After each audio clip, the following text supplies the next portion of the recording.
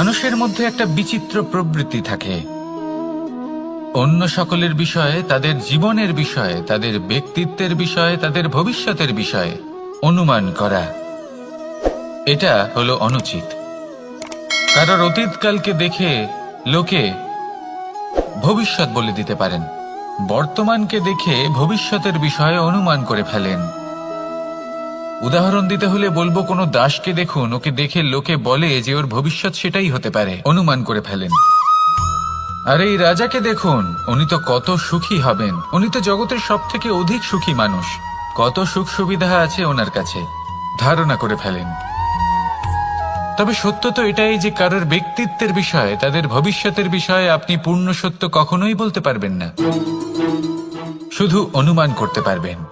আর এই অনুমান করে সত্যি কোনো লাভ হয় না, কারণ এই কাল সেটা হলো অত্যন্ত শক্তিশালী।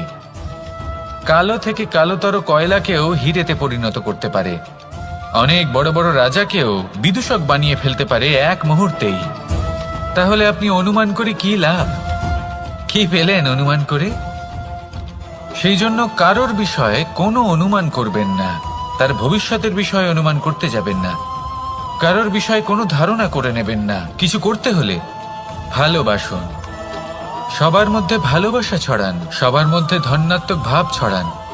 এই মন প্রসন্ন হয়ে বলবে, রাধা রাধা।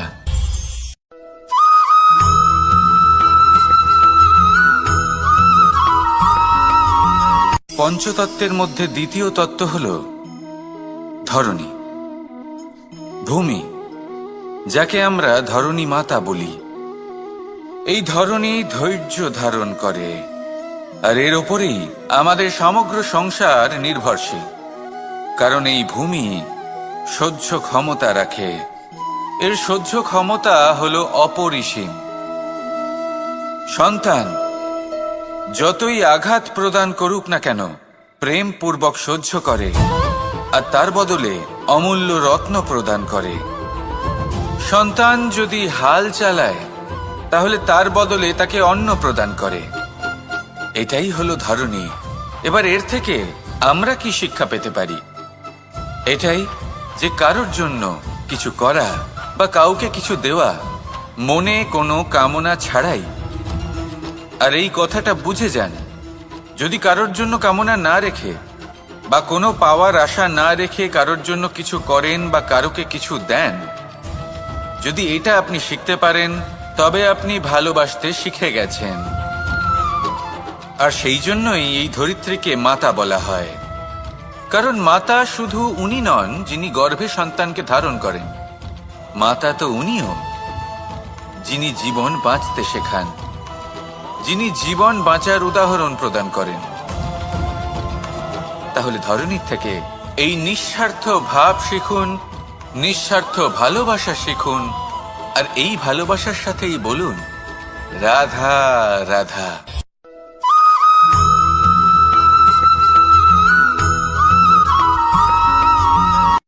সংসারে আমাদের জীবনে যখন কোনো সুখ বা দুঃখ আসে, তার জন্য আমরা কাউকে না কাউকে অবশ্যই দায়ী করে থাকি, তাই না? এই ব্যক্তি আমাদের সাথে এরকম কাজ করেছেন, তাই আমার সাথে এমন হলো। ওই ব্যক্তি যদি এমনটা না করতেন, তাহলে আজ আমি ওই স্থানে পৌঁছতে পারতাম।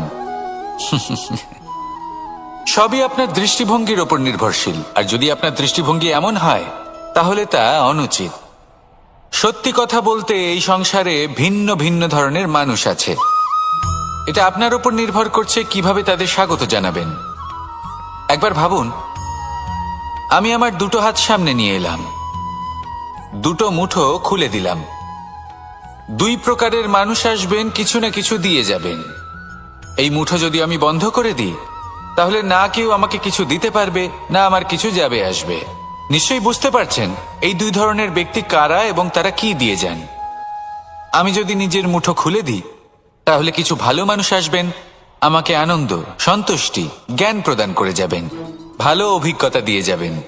কোনো খারাপ ব্যক্তি যদি আসেন, তাহলে তিনিও খারাপ অভিজ্ঞতা দেবেন, যার থেকে আমি শিক্ষা লাভ করব। এই সব কিছু আমি লাভ করতে পারি। মুঠো যদি বন্ধ করে রাখি, তাহলে আমি কিছুই পাবো না। দেখুন, এই সংসারে প্রত্যেকের জীবন এইরকম। প্রত্যেকের জীবনে সবকিছুই আছে, ভালো খারাপ দুই মানুষই আছে, ভালো অভিজ্ঞতা আছে, খারাপ অভিজ্ঞতা আছে। নির্ভর করছে আপনার উপর যে আপনি কি করবেন, এনাদের স্বাগত কিভাবে জানাবেন, কার থেকে কি বুঝবেন, কি শিখতে পারবেন, আর কোন দৃষ্টিভঙ্গি নিয়ে অগ্রসর হবেন। এটাই নির্ধারণ করবে যে আপনার জীবন কেমন হবে। আসুন আমার সাথে ভালোবেসে বলুন, রাধা রাধা।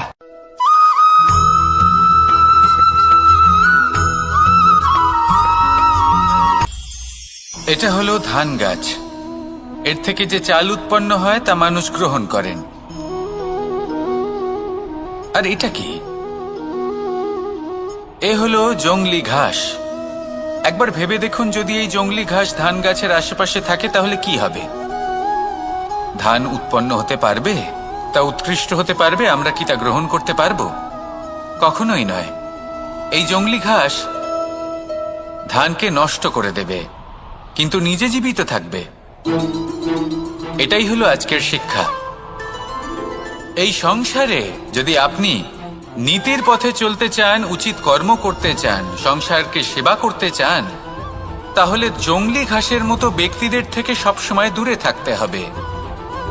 সেই ব্যক্তি যারা দুর্নীতি এবং মিথ্যা দ্বারা পরিপূর্ণ, যাদের ব্যবহার অশুভ, যাদের অনেক অশুভ গুণ রয়েছে, তারা সঠিক নয়। সেই সকল ব্যক্তি যাদের চরিত্র অত্যন্ত দুষ্ট হয়, তারা হয় শুভ চরিত্রের ব্যক্তিকে একদম নষ্ট করে দেয়, নয় নিজের মতো বানিয়ে তোলে। তাই যদি আপনি নীতির পথে চলতে চান, এই সংসারের জন্য শুভ কর্ম করতে চান, তাহলে সেই সঙ্গ লাভ করুন যে সঙ্গ জ্ঞানে পরিপূর্ণ, যাদের মধ্যে অনেক গুণ আছে, যাদের থেকে প্রতিদিন কিছু শিখতে পারবেন। এমন ব্যক্তির সাথে জীবন অতিবাহিত করুন। দুরাচারীদের থেকে দূরে থাকুন। তবেই এই মন প্রসন্ন হয়ে বলবে, রাধা রাধা।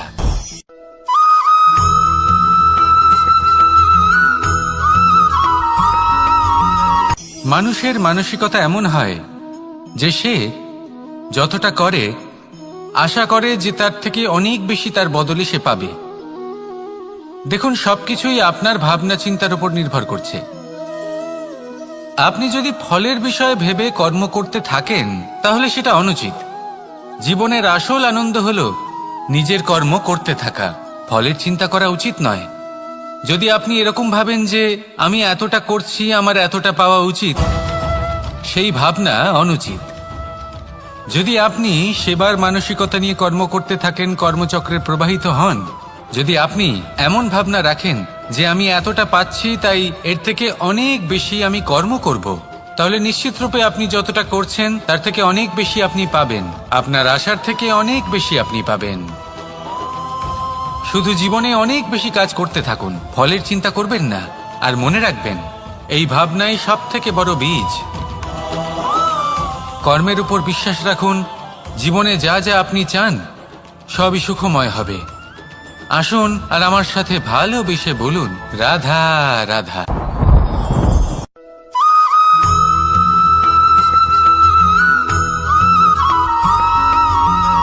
আপনি কখনো কোনো বাজকে নিজের বাসা বানাতে দেখেছেন?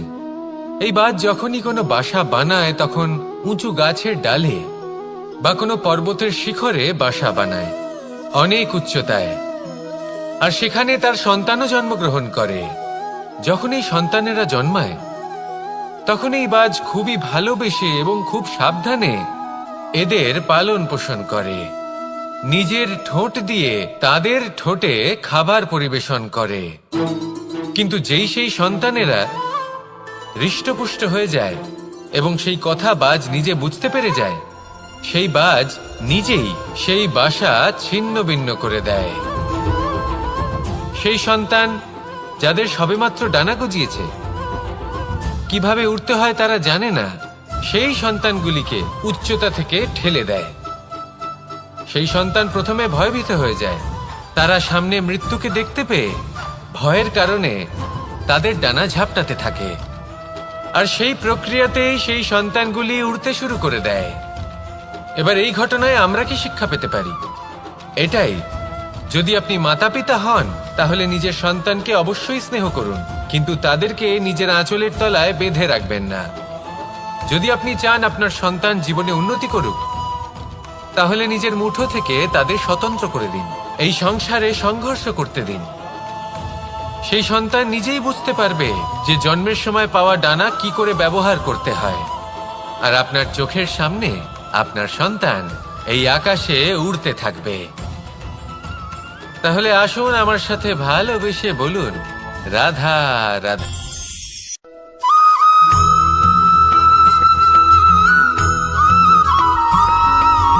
বসন্ত ঋতু, এই সময় মন আনন্দে ভরে থাকে। এমন মনে হয় যেন আমরা আকাশে বিচরণ করতে চলে যাই, কিন্তু সেটা তো সম্ভব নয়। সেই জন্য হয়তো আমরা ঘুড়ি ওড়াই, এই ঘুড়িকে নিজেদের প্রতিরূপ মনে করে। এবার অনেক মানুষ আছেন যারা ঘুড়ি ওড়ান, কিন্তু এই কর্মের সারমর্ম কি সেটা কজন বুঝতে পারেন? আপনি এটা মনে করুন যে আপনি হলেন সেই ঘুড়ি, আর এই সুতো যিনি ধরে রয়েছেন তিনি হলেন পরমাত্মা। আর এই সুতো যেখান থেকে শুরু হয় সেই লাটাই হলো আমাদের কর্মচক্র। এবার আপনি নিজেই অনুমান করুন যে এই উড়ান কার ওপর নির্ভরশীল? পরমাত্মার ওপর আর আপনার কর্মের ওপর। যদি পরমাত্মা আপনার হাত ধরে থাকেন, আপনার সাথে থাকেন, যদি আপনি শুভ কর্ম করতে থাকেন, আপনি এই আকাশে উড়তে থাকবেন। কিন্তু কোথাও কোথাও যদি পরমাত্মার সাথে এই বন্ধন ছিন্ন হয়, আপনার কর্মচক্র খারাপ হয়ে যায় বা থেমে যায়, তাহলে আপনার এই ঘুড়ি কেটে যাবে আর দূরে কোনো গাছের ডালে গিয়ে আটকে যাবে। তাই শুধুমাত্র ঘুড়ি ওড়াবেন না, তার থেকে শিখুন। পরমাত্মার সাহচর্যে থাকুন, সবসময় শুভ কর্ম করতে থাকুন আর সবসময় এই আকাশে উড়তে থাকুন। আসুন আর আমার সাথে ভালোবেসে বলুন, রাধা রাধা।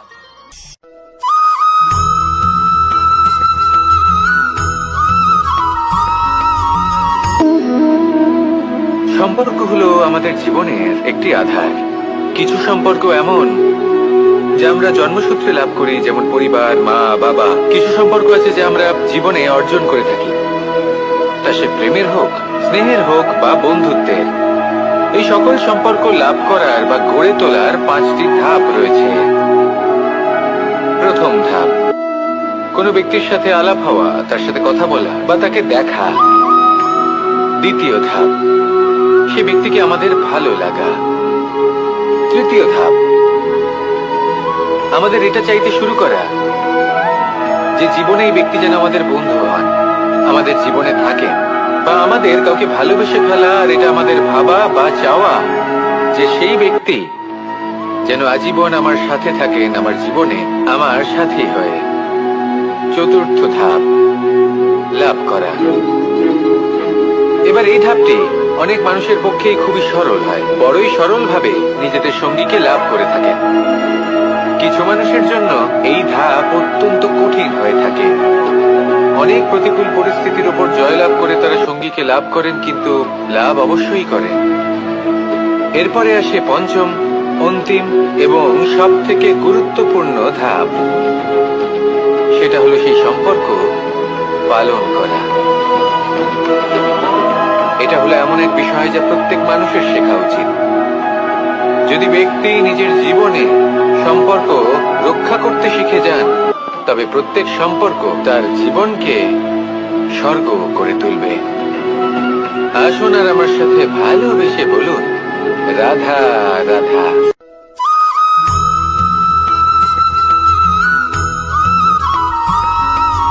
জীবনে যখন কোনো ব্যক্তি নিজের লক্ষ্য প্রাপ্তির জন্য নিরন্তর পরিশ্রম করতে থাকেন, চেষ্টা করতে থাকেন, তখন তিনি কষ্ট অনুভব করেন।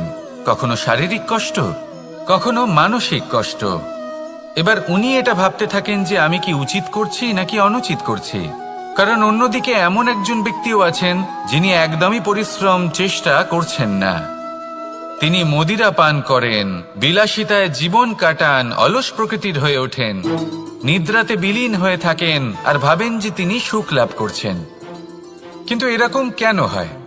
কারণ যখন আমরা সৎ পথে থাকি, উচিত পথে চলি, লক্ষ্য প্রাপ্ত করার জন্য চেষ্টা করতে থাকি, তখন আমাদের ভেতরে থাকা নেতিবাচক শক্তি এবং পাপ এই দেহকে ত্যাগ করে দেয়। আর এই অনুভূতিটাই আমাদের দুঃখের অনুভূতি দেয়, কষ্ট দেয়।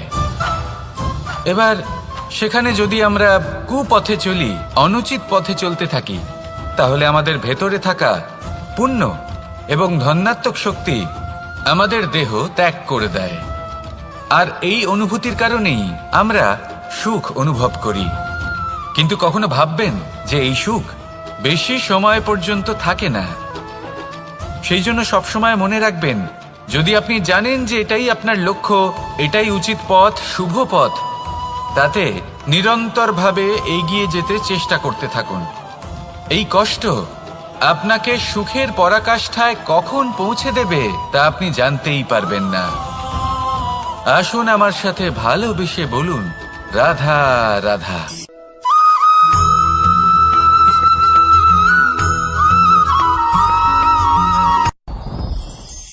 সাথী। সাথী এই শব্দটির ব্যাখ্যা কে কিভাবে করে? মিত্র, সখা, বন্ধু। কিন্তু অর্থ একটাই, তিনি যিনি আপনার সঙ্গী হন আর তিনি যার সাথী আপনি হন। এবার সব থেকে বড় প্রশ্ন হলো এটাই যে তিনি কে হতে পারেন যাকে আপনি আপনার সাথী বলে মেনে নিতে পারেন, নিজের সখা, নিজের মিত্র, নিজের বন্ধু মেনে নিতে পারেন। আপনার সাথী হলেন তিনি যিনি দুঃখের সময় আপনার পাশে থাকবেন, আপনার হাত ধরে থাকবেন। আপনার সাথী হলেন তিনি যার হাত আপনি নিজের সুখের দিনে ধরে থাকবেন। সেই সাথীরই হাত ধরুন যিনি দুঃখে সবসময় আপনাকে সাহায্য করার জন্য তৎপর হয়ে থাকেন, আপনার পাশে থাকেন, আর যাকে সুখের দিনে আপনি আপনার সাথে রাখতে পারেন। আর যখন আপনার সাথে আপনার এই সাথী থাকবে, তখন আপনি এটা বুঝবেন যে যখন জীবনে দুঃখ আসে, তখন এই দুঃখ কমে যায়, সবার মধ্যে ভাগ হয়ে যায়। আর যদি তখন সুখ আসে, তাহলে সেটা সবার উপস্থিতিতে আরো বেড়ে যায়। এটাই হলো প্রেম, এটাই হলো ভালোবাসা, এটাই হলো সঙ্গ। যেমন সম্পর্ক আমার আর রাধার মাঝে। তাহলে আসুন আর আমার সাথে ভালোবেসে বলুন, রাধা রাধা।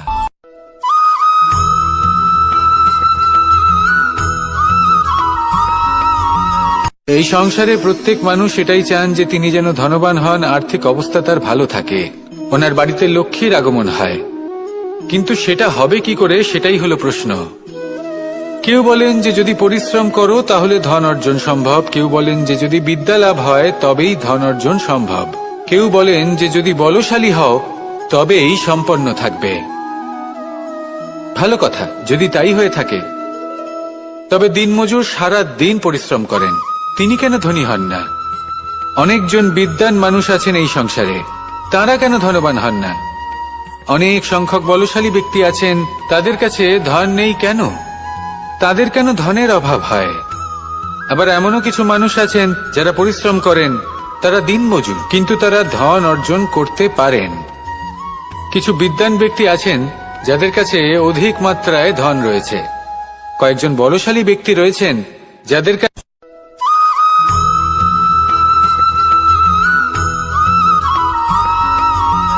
পঞ্চতত্ত্বের মধ্যে দ্বিতীয় তত্ত্ব হল ধরণী, ভূমি, যাকে আমরা ধরণী মাতা বলি।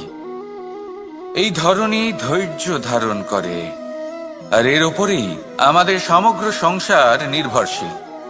কারণ এই ভূমি সহ্য ক্ষমতা রাখে, এর সহ্য ক্ষমতা হল অপরিসীম। সন্তান যতই আঘাত প্রদান করুক না কেন, প্রেম পূর্বক সহ্য করে, আর তার বদলে অমূল্য রত্ন প্রদান করে। সন্তান যদি হাল চালায়, তাহলে তার বদলে তাকে অন্ন প্রদান করে। এটাই হলো ধরণী। এবার এর থেকে আমরা কি শিক্ষা পেতে পারি? এটাই যে কারোর জন্য কিছু করা বা কাউকে কিছু দেওয়া মনে কোনো কামনা ছাড়াই। আর এই কথাটা বুঝে যান, যদি কারোর জন্য কামনা না রেখে বা কোনো পাওয়ার আশা না রেখে কারোর জন্য কিছু করেন বা কারোকে কিছু দেন, যদি এটা আপনি শিখতে পারেন তবে আপনি ভালোবাসতে শিখে গেছেন। আর সেই জন্যই এই ধরিত্রীকে মাতা বলা হয়। কারণ মাতা শুধু উনি নন যিনি গর্ভে সন্তানকে ধারণ করেন, মাতা তো উনিও যিনি জীবন বাঁচতে শেখান, যিনি জীবন বাঁচার উদাহরণ প্রদান করেন। তাহলে ধরনীর থেকে এই নিঃস্বার্থ ভাব শিখুন, নিঃস্বার্থ ভালোবাসা শিখুন, আর এই ভালোবাসার সাথেই বলুন রাধা রাধা।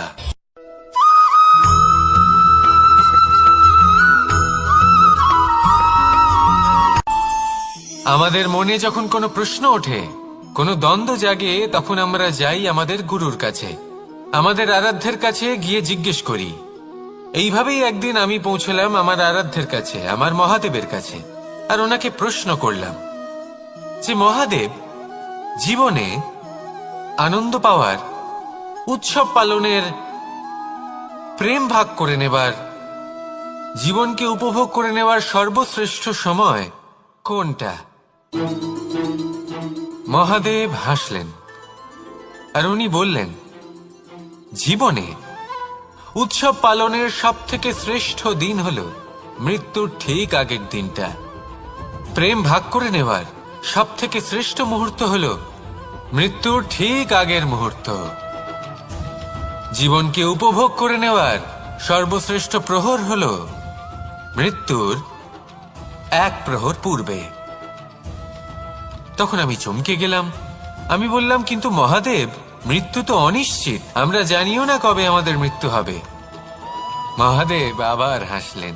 উনি বললেন যে যদি আমরা এভাবে জীবন কাটাই যে আমরা জীবনের প্রত্যেক দিন, প্রত্যেক মুহূর্ত, প্রত্যেক প্রহর শেষ বলে মনে করি, তাহলে আমাদের সমস্ত জীবন আনন্দের সাথেই অতিবাহিত হবে। কি বলেন?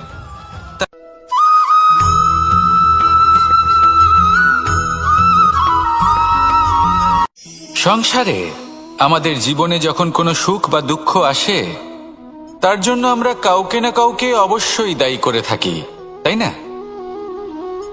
এই ব্যক্তি আমাদের সাথে এরকম কাজ করেছেন, তাই আমার সাথে এমন হলো। ওই ব্যক্তি যদি এমনটা না করতেন, তাহলে আজ আমি ওই স্থানে পৌঁছতে পারতাম। সবই আপনার দৃষ্টিভঙ্গির ওপর নির্ভরশীল, আর যদি আপনার দৃষ্টিভঙ্গি এমন হয়, তাহলে তা অনুচিত। সত্যি কথা বলতে, এই সংসারে ভিন্ন ভিন্ন ধরনের মানুষ আছে। এটা আপনার উপর নির্ভর করছে কিভাবে তাদের স্বাগত জানাবেন। একবার ভাবুন, আমি আমার দুটো হাত সামনে নিয়ে এলাম, দুটো মুঠো খুলে দিলাম। দুই প্রকারের মানুষ আসবেন, কিছু না কিছু দিয়ে যাবেন। এই মুঠো যদি আমি বন্ধ করে দিই, তাহলে না কেউ আমাকে কিছু দিতে পারবে, না আমার কিছু যাবে আসবে। নিশ্চয়ই বুঝতে পারছেন এই দুই ধরনের ব্যক্তি কারা এবং তারা কি দিয়ে যান। আমি যদি নিজের মুঠো খুলে দিই, তাহলে কিছু ভালো মানুষ আসবেন, আমাকে আনন্দ, সন্তুষ্টি, জ্ঞান প্রদান করে যাবেন, ভালো অভিজ্ঞতা দিয়ে যাবেন। কোনো খারাপ ব্যক্তি যদি আসেন, তাহলে তিনিও খারাপ অভিজ্ঞতা দেবেন, যার থেকে আমি শিক্ষা লাভ করব। এই সব কিছু আমি লাভ করতে পারি। মুঠো যদি বন্ধ করে রাখি, তাহলে আমি কিছুই পাবো না। দেখুন, এই সংসারে প্রত্যেকের জীবনে এইরকম। প্রত্যেকের জীবনে সবকিছুই আছে, ভালো খারাপ দুই মানুষই আছে, ভালো অভিজ্ঞতা আছে, খারাপ অভিজ্ঞতা আছে। নির্ভর করছে আপনার উপর যে আপনি কি করবেন, এনাদের স্বাগত কিভাবে জানাবেন, কার থেকে কি বুঝবেন, কি শিখতে পারবেন, আর কোন দৃষ্টিভঙ্গি নিয়ে অগ্রসর হবেন। এটাই নির্ধারণ করবে যে আপনার জীবন কেমন হবে। আসুন আমার সাথে ভালোবেসে বলুন রাধা রাধা।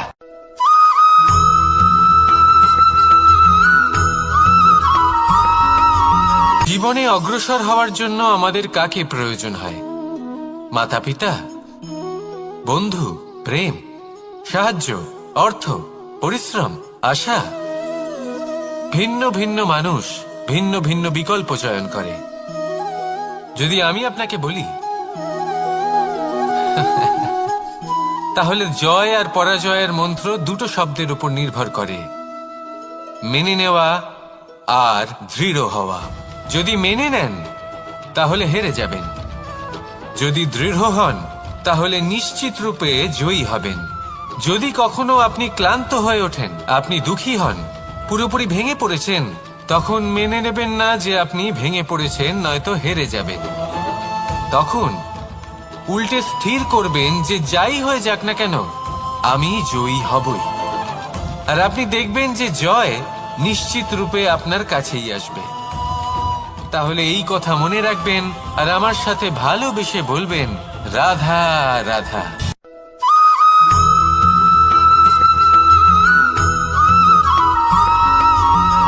ভালো, শুধু ওনাদের কঠোর ব্যবহার দেখলে আমরা একটু ভয় পেয়ে যাই।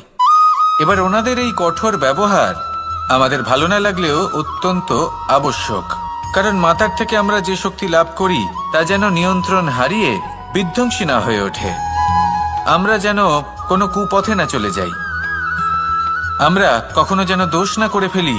শুধু সেই জন্য পিতা এবং গুরু একটু কঠোর হয়ে ওঠেন, এবং ওনাদের এই কঠোর আচরণ ভবিষ্যতে গিয়ে আমরা অবশ্যই বুঝতে পারি। জীবনে কিছু বছর আমরা এগিয়ে যাই আর তারপর আমরা বুঝতে পারি যে বাবা এবং গুরু আমাদের যথেষ্ট ভালোবাসতেন, কিন্তু ওনাদের ভালোবাসার বহিঃপ্রকাশ আলাদা। প্রয়োজনীয় হলো এটা দেখার, এটা বোঝার যে শুরু থেকে আমাদের প্রতি ওনাদের আচরণ কেমন ছিল। ওনাদের কঠোর হওয়ার পেছনে ওনাদের ভালোবাসাটা বোঝার চেষ্টা করুন, ওনাদের চিন্তাটা বোঝার চেষ্টা করুন, ওনাদের পথপ্রদর্শনের আড়ালে আপনার ভবিষ্যতের জন্য যে পরিকল্পনা ওনারা করেছেন সেটা বোঝার চেষ্টা করুন। তখন আপনারা বুঝতে পারবেন ওনাদের ভালোবাসাকে। আপনার মনের মধ্যে আপনা থেকেই ওনাদের প্রতি সম্মান জেগে উঠবে। নিজের পিতা এবং নিজের গুরু এই দুজনের প্রতি কৃতজ্ঞতা প্রকাশ করুন আর আমার সাথে ভালোবেসে বলুন, রাধা রাধা।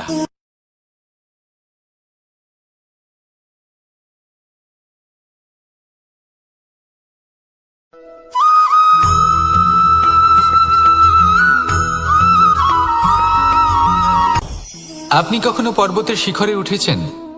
আপনি দেখতে পাবেন পর্বতের পদতলে প্রচুর সুন্দর ফুল রয়েছে, সবুজ বনানী রয়েছে। যত আপনি ওপরে উঠতে থাকবেন তত ফুল কমতে থাকবে, সবুজ বনানী কমতে থাকবে। আরো কিছুটা ওপরে উঠলে কাঁটা জাতীয় গাছ দেখতে পাবেন, শুকনো গাছ দেখতে পাবেন। আরো যদি ওপরে ওঠেন তাহলে পাষাণ দেখতে পাবেন। আরো ওপরে উঠলে হিমখণ্ড দেখতে পাবেন। এই যে পর্বত, তা মনুষ্য জীবনের সবথেকে উত্তম উদাহরণ। মানুষ যখন সাফল্যের শিখরে পৌঁছতে চান, মহানুভবতার শিখরে পৌঁছতে চান, পথে যত আস্তে আস্তে উপরে উঠতে থাকেন ততই ভৌতিক বস্তু তার থেকে বিচ্ছিন্ন হতে থাকে। যদি তিনি সেই ভৌতিক বস্তুগুলি ত্যাগ না করতে পারেন তাহলে কখনোই সেই স্থানে পৌঁছতে পারবেন না। আর মানুষ যদি উচিত ত্যাগ করতে পারেন, পথে অগ্রসর হতে থাকেন, এগোতে থাকেন, তাহলে একদিন না একদিন তিনি মহানুভবতার, জ্ঞানের, সাফল্যের হিমের স্বাদ অবশ্যই লাভ করবেন। মনে রাখবেন, মানব জীবনে ত্যাগ হলো অত্যন্ত গুরুত্বপূর্ণ অংশ। আসুন আমার সাথে ভালোবেসে বলুন, রাধা রাধা।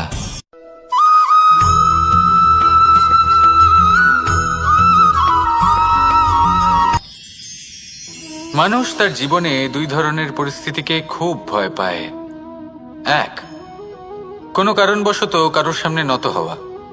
দুই, কোনো কারণে নিজের চরিত্র থেকে, নিজের মূল্যবোধ থেকে বিচ্যুত হওয়া।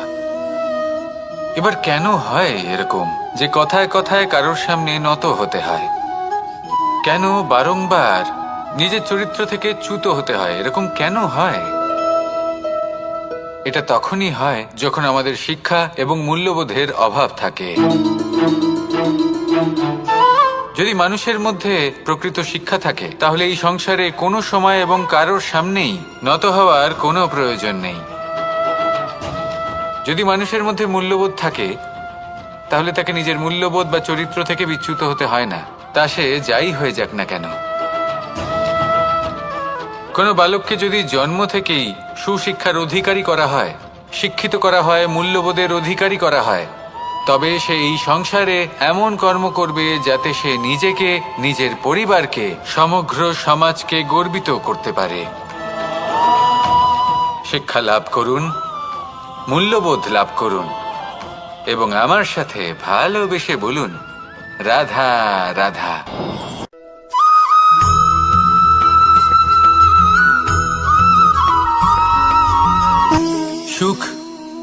দুঃখ এবং শক্তি। এই তিন হলো এই সংসারের ত্রিদেবের মতো। আমাদের জীবনে যা কিছু ঘটছে এই তিনটির ভিত্তির উপরেই হচ্ছে। আসলে এই সংসারের একটা নিয়ম আছে, যখনই আপনি কিছু লাভ করেন এই সংসার আপনার পরীক্ষা নেয়। এটা জানার জন্য আপনার পরীক্ষা নেয় যে আপনি যা কিছুই লাভ করেছেন আপনি কি আদৌ সেটার যোগ্য কিনা। ঠিক সেইভাবেই এই সুখ, দুঃখ এবং শক্তি আপনার পরীক্ষা নিয়ে থাকে। যখন সুখ আসে তখন সে আপনার পরীক্ষা নেয় যে আপনার মধ্যে অহংবোধ জাগ্রত হয়নি তো। যদি অহংবোধ চলে আসে তাহলে সুখ সেখানেই সঙ্গ ত্যাগ করে। দুঃখ আপনার ধৈর্যের পরীক্ষা নিতে থাকে, আর যদি আপনার মধ্যে ধৈর্য না থাকে তাহলে এটা আপনাকে আরো বেশি দুঃখের গভীর অন্ধকারে ঠেলে দেবে। সেখানে শক্তি পরীক্ষা নেয় আপনার বিনম্রতার। যদি আপনি বিনম্র না হন তাহলে হয় এই শক্তি আপনার সঙ্গ ত্যাগ করবে, নয় এই শক্তি বিনম্রতার অভাবে আপনার পতনের কারণ হতে পারে। এই সংসারে যে কোনো ব্যক্তি যিনি এই পরীক্ষায় উত্তীর্ণ হয়ে থাকেন এই জীবনে তিনি সাফল্য লাভ করেন। আসুন আমার সাথে ভালোবেসে বলুন, রাধা রাধা।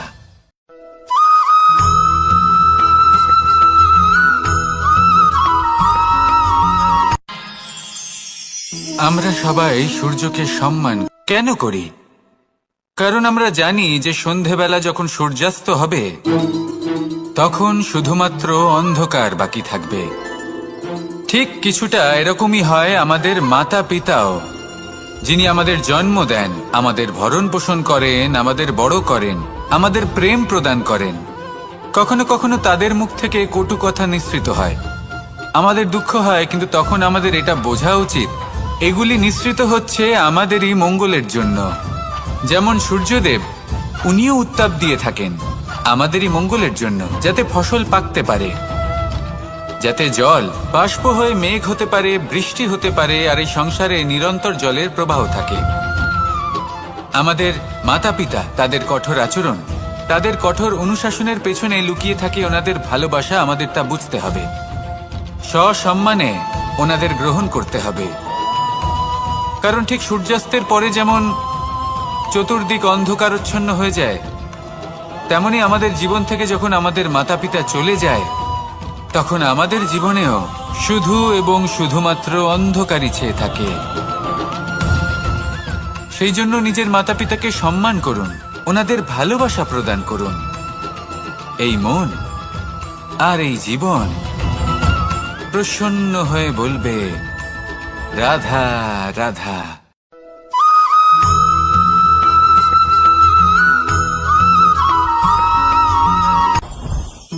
জীবনে কিছু শেখা অত্যন্ত গুরুত্বপূর্ণ।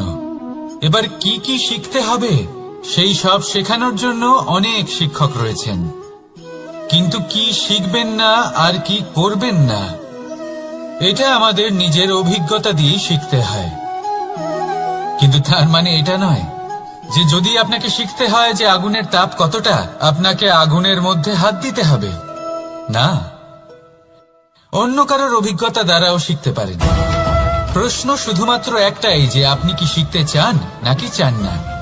যদি আপনি এটাই ভাবেন যে আমি শুধুই নিজের অভিজ্ঞতা দ্বারাই শিখতে চাই, তাহলে জীবনকাল ছোট মনে হবে, অনেক কিছুই শিখতে পারবেন না। তাই নিজের সাথে সাথে বড়দের অভিজ্ঞতা দ্বারাও শেখা শুরু করে দিন। এই সংসারের অভিজ্ঞতা দ্বারা শিখতে শুরু করে দিন। আর এটা নিশ্চিত রূপে শেখা আবশ্যক যে কখন কি করবেন না, কোথায় থামতে হবে আর কোথায় থামবেন না। তাহলে আসুন আর আমার সাথে ভালোবেসে বলুন, রাধা রাধা।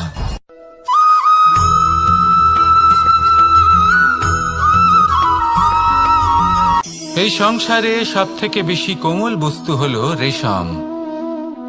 এই রেশম এতটাই কোমল হয় যে এর পুরো একটা থান শুধুমাত্র একটা হাতে ধরা সম্ভব। কখনো ভেবে দেখেছেন এই রেশম কিভাবে হয়? একটি কীট তার লালার দ্বারা উৎপন্ন হয়। এই কীট সেই রেশমকে পাক দিতে থাকে, পাক দিতেই থাকে আর আস্তে আস্তে তার মধ্যেই জড়িয়ে পড়ে।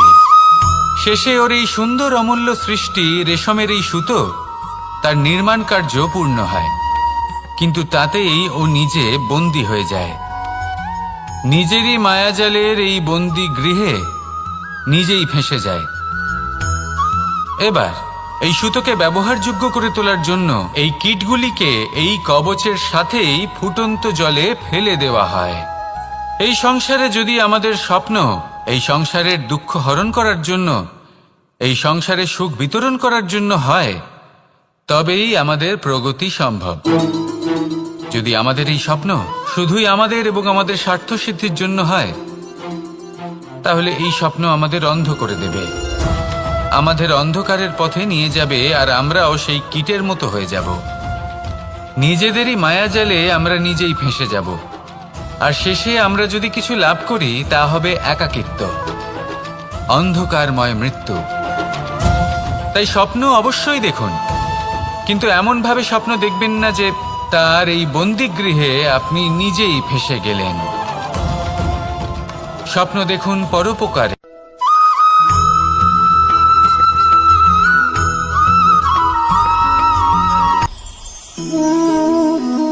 শক্তি এক অত্যন্ত বিচিত্র বস্তু, বা বলতে পারেন অনুভূতি। পিতা সবসময় চান যেন তিনি তার শক্তি পুত্রকে। আসুন আপনাকে সহজে বোঝাই। যদি আপনি সুপাত্র হন আর আপনাকে শক্তি দেওয়া হয়, তাহলে আপনি সেই শক্তির গুরুত্ব বুঝবেন, কোথায় সেই শক্তি প্রয়োগ করা উচিত সেটা বুঝবেন। আর এটা যেহেতু অর্জন করা শক্তি হবে, সেই শক্তির অপব্যবহার হবে না। কিন্তু যদি এই আপনি কুপাত্র হন আর যদি আপনাকে এই শক্তি দেওয়া হয়, তাহলে কি হবে? দেখতে গেলে এই শক্তি আপনি দান হিসেবে পেয়েছেন, তাই না আপনি এই শক্তির গুরুত্ব বুঝবেন আর না এর প্রয়োগ আপনি জানবেন। তার অপব্যবহার হওয়া সুনিশ্চিত। তাই যদি আপনি কোনো শক্তি অর্জন করতে চান, তাহলে আগে তার যোগ্য হয়ে উঠুন, পুত্র নয় পাত্র হয়ে উঠুন। আর আমার সাথে ভালোবেসে বলুন, রাধা রাধা।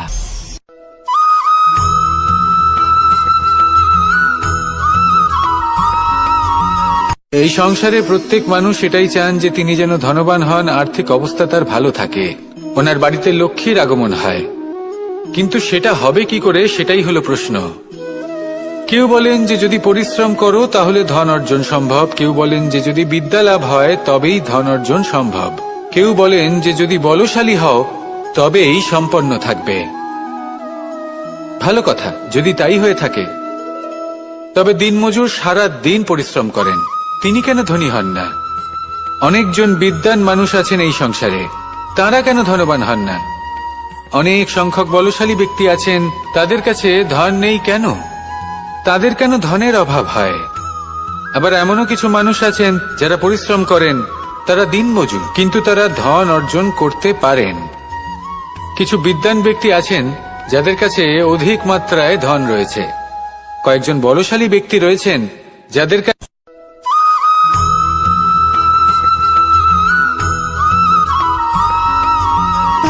সুখ, দুঃখ এবং শক্তি, এই তিন হলো এই সংসারের ত্রিদেবের মতো। আমাদের জীবনে যা কিছু ঘটছে এই তিনটির ভিত্তির উপরেই হচ্ছে। আসলে এই সংসারের একটা নিয়ম আছে, যখনই আপনি কিছু লাভ করেন, এই সংসার আপনার পরীক্ষা নেয়। এটা জানার জন্য আপনার পরীক্ষা নেয় যে আপনি যা কিছুই লাভ করেছেন, আপনি কি আদৌ সেটার যোগ্য কিনা।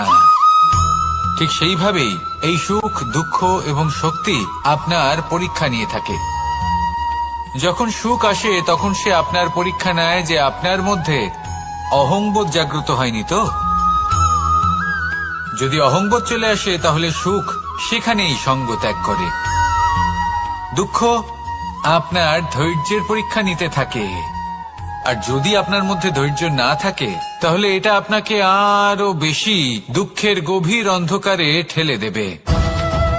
সেখানে শক্তি পরীক্ষা নেয় আপনার বিনম্রতার। যদি আপনি বিনম্র না হন, তাহলে হয় এই শক্তি আপনার সঙ্গ ত্যাগ করবে, নয় এই শক্তি বিনম্রতার অভাবে আপনার পতনের কারণ হতে পারে। এই সংসারে যে কোনো ব্যক্তি যিনি এই পরীক্ষায় উত্তীর্ণ হয়ে থাকেন, এই জীবনে তিনি সাফল্য লাভ করেন। আসুন আমার সাথে ভালোবেসে বলুন, রাধা রাধা।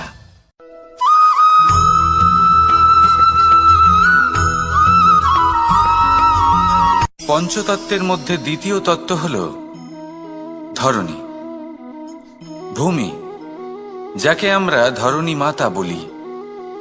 এই ধরণী ধৈর্য ধারণ করে, আর এর ওপরেই আমাদের সমগ্র সংসার নির্ভরশীল। কারণ এই ভূমি সহ্য ক্ষমতা রাখে, এর সহ্য ক্ষমতা হল অপরিসীম। সন্তান যতই আঘাত প্রদান করুক না কেন, প্রেম পূর্বক সহ্য করে, আর তার বদলে অমূল্য রত্ন প্রদান করে। সন্তান যদি হাল চালায়, তাহলে তার বদলে তাকে অন্ন প্রদান করে। এটাই হলো ধরণী। এবার এর থেকে আমরা কি শিক্ষা পেতে পারি? এটাই যে কারোর জন্য কিছু করা বা কাউকে কিছু দেওয়া মনে কোনো কামনা ছাড়াই। আর এই কথাটা বুঝে যান, যদি কারোর জন্য কামনা না রেখে বা কোনো পাওয়ার আশা না রেখে কারোর জন্য কিছু করেন বা কারোকে কিছু দেন, যদি এটা আপনি শিখতে পারেন, তবে আপনি ভালোবাসতে শিখে গেছেন। আর সেই জন্যই এই ধরিত্রীকে মাতা বলা হয়। কারণ মাতা শুধু উনি নন যিনি গর্ভে সন্তানকে ধারণ করেন, মাতা তো উনিও যিনি জীবন বাঁচতে শেখান, যিনি জীবন বাঁচার উদাহরণ প্রদান করেন। তাহলে ধরণীর থেকে এই নিঃস্বার্থ ভাব শিখুন, নিঃস্বার্থ ভালোবাসা শিখুন, আর এই ভালোবাসার সাথেই বলুন, রাধা রাধা।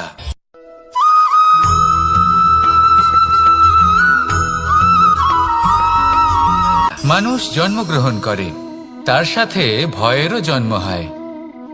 ছোটবেলা থেকেই আমাদের মনে কোনো না কোনো প্রকারের ভয় থেকেই যায়।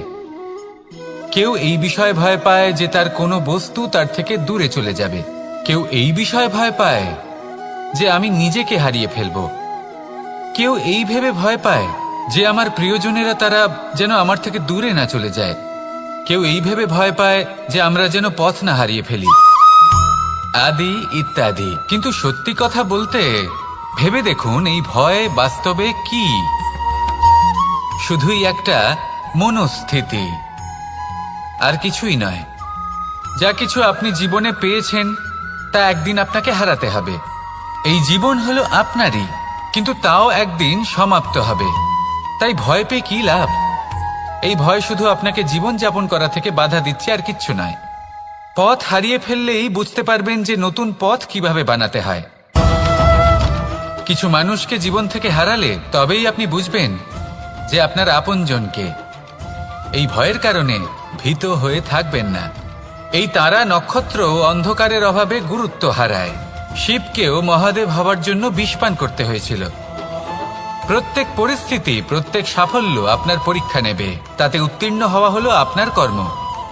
যখনই আপনি ভয় পাবেন বা সংকটের সম্মুখীন হবেন, তখন সাহসের সাথে তার সম্মুখীন হন। মনে রাখবেন, যে সম্মুখীন হতে জানে, সাফল্য তার সাথে সবসময় থাকে। আসুন আর আমার সাথে ভালোবেসে বলুন, রাধা রাধা।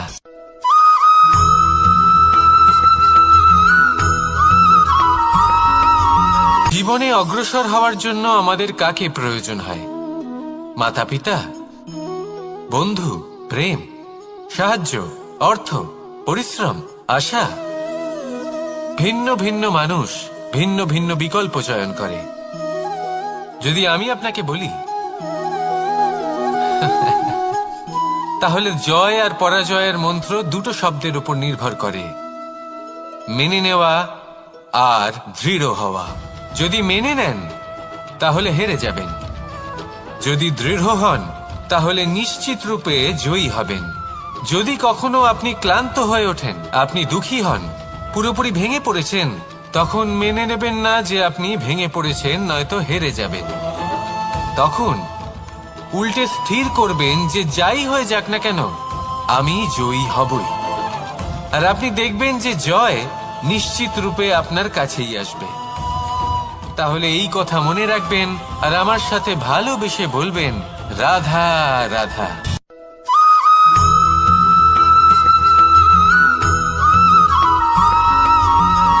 এই সংসারে কোনো বস্তু হোক বা ব্যক্তি হোক, তার একার গুরুত্ব কিন্তু খুব বেশি নয়। একটা উদাহরণ হিসেবে বৃষ্টির ফোঁটাকে ভেবে দেখুন। যদি একটি বৃষ্টির ফোঁটা হয় তাহলে তার খুব বেশি গুরুত্ব থাকে না, কিন্তু যখন সহস্র বৃষ্টির ফোঁটা মেঘের মধ্যে দিয়ে ঝরে পড়ে, তখন সেটা বর্ষার রূপ ধারণ করে। সেই বর্ষা যা এই প্রকৃতিকে শান্ত করে। সেইভাবেই পাথরের ছোট টুকরো, তার খুব বেশি গুরুত্ব থাকে না, কিন্তু যখন অসংখ্য পাথরের টুকরো একত্রিত হয় তখন তা পর্বতের আকার ধারণ করে। সেইভাবেই কিছু মানুষ যখন একত্রিত হন তখন তৈরি হয় পরিবার, কিছু পরিবার যখন একত্রিত হয় তখন তৈরি হয় সমাজ, যখন অনেক সংখ্যক সমাজ একত্রিত হয় তখন তৈরি হয় রাজ্য। এবার এই রাজ্যের সবথেকে গুরুত্বপূর্ণ ব্যক্তি হতে পারেন রাজা, কিন্তু তাও সেই রাজা একা কিছু করতে পারেন না। যুদ্ধ লড়ার সময় তারও নিজের সৈন্যদলকে প্রয়োজন পড়ে। কিন্তু এই সংসারে এমন একজন ব্যক্তি আছেন যিনি একাই সব কাজ করতে থাকেন, এবং সেই ব্যক্তি হলেন মা। আমাদের জীবনে একজন পিতার ভূমিকা কিন্তু নিঃসন্দেহে অমূল্য, কিন্তু আমাদের সকলের জীবনে যে ভূমিকা একজন মায়ের তা অন্য কারোর থাকে না। একজন মা একাই সন্তানকে বড় করতে পারেন, সংস্কারী করে তুলতে পারেন, তার জন্য পরিশ্রম করেন। আর এত কিছু কাজ করার পরেও তার কাজের জন্য তিনি প্রশংসা অবশ্য পান না। উল্টে যদি সেই সন্তান অনুচিত পথে চালিত হয়, অনুচিত কর্ম করে, তখন সেই মাকেই অপবাদের পাত্র হয়ে উঠতে হয়। আমাদের জীবনে মায়ের যোগদান কতটা সেটা বুঝুন। আপনাকে বড় করে তোলার জন্য উনি কতটা পরিশ্রম করেছেন সেটা বুঝুন। আজ থেকে, এখন থেকে, এই মুহূর্ত থেকে মাকে সম্মান করতে শিখুন। যখন সময় পাবেন, যখন সুযোগ হবে, তখন তার প্রশংসা করুন, ওনারও ভালো লাগবে। আর মায়ের এই মমতার জন্য, তার এই ভূমিকার জন্য আসুন সবাই মিলে আমরা তাকে প্রণাম করি, আর সকলে মিলে ভালোবেসে বলি, রাধা রাধা।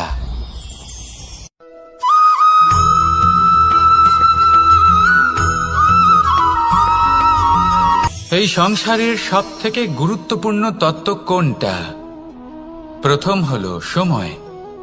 জন্ম থেকে মৃত্যু পর্যন্ত এই যে সময়, এটাই তো হলো জীবন। দ্বিতীয় হলো জীবন, যাতে আমরা সময়ের সদ্ব্যবহার করি, শ্রেষ্ঠ থেকে শ্রেষ্ঠতর কাজ করার চেষ্টা করি। বহু বছরের এই পরম্পরা, এই সংস্কৃতিকে এগিয়ে নিয়ে যাওয়ার চেষ্টা করি। এই সংসারে আমরা অংশগ্রহণ করতে চেষ্টা করি। তৃতীয় হলো ধন, সেই ধন যা প্রত্যেক ব্যক্তি অর্জন করতে চেষ্টা করেন। এবার এই তিনটি তত্ত্বের মধ্যে একটা সামঞ্জস্য আছে, সমান ব্যাপার আছে। সে ধনই হোক বা সময় হোক বা হোক জীবন। আর সেই সমান ব্যাপার হলো যে যদি আপনি এটা গণনা করতে থাকেন তাহলে তা কমতে থাকে, যদি আপনি এটা ব্যবহার করেন তাহলে তা বাড়তে থাকে। একে সংগঠিত করে রাখতে চেষ্টা করলে এ হাত থেকে ফসকে যায়, কিন্তু যদি আপনি একে সামলে রাখতে শিখে যান তাহলে এমন কাজ করবেন যাতে সংসারের সাথে সাথে পরবর্তী প্রজন্ম লাভবান হবে। যদি কিছু শিখতে চান তাহলে সামলাতে শিখুন, গণনা করা বা সংগঠিত করা নয়। আসুন আর আমার সাথে ভালোবেসে বলুন, রাধা রাধা।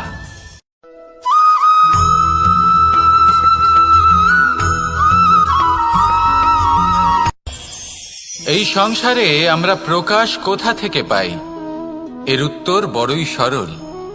ভোরে যখন সূর্যোদয় হয় তখন প্রকাশের কিরণ আমাদের ঘরে এসে পৌঁছয়। এইভাবেই আমরা প্রকাশ লাভ করি। এবার এই প্রকাশের আলোতেই আমরা সারাদিনের কাজ সম্পন্ন করি। সন্ধে হয়ে যায়, সূর্যাস্তও হয়ে যায়, আর আমাদের ঘর যাতে অন্ধকার না হয় তার জন্য আমরা একটা প্রদীপ প্রজ্বলিত করি। এটাই ঘটে আমাদের জীবনেও। এবার প্রবাহমান আয়ুর সাথে আমরা আমাদের অন্তরে যদি একটা প্রদীপ প্রজ্বলিত করে নিই, তাহলে বিষয়টাই অন্যরকম হবে। এবার আপনি বলবেন কোন প্রকাশের কথা বলছি যা আমাদের অন্তরে জাগ্রত করা সম্ভব? আমাদের আত্মার মাঝে প্রেমের প্রকাশ জাগ্রত করার কথা বলছি।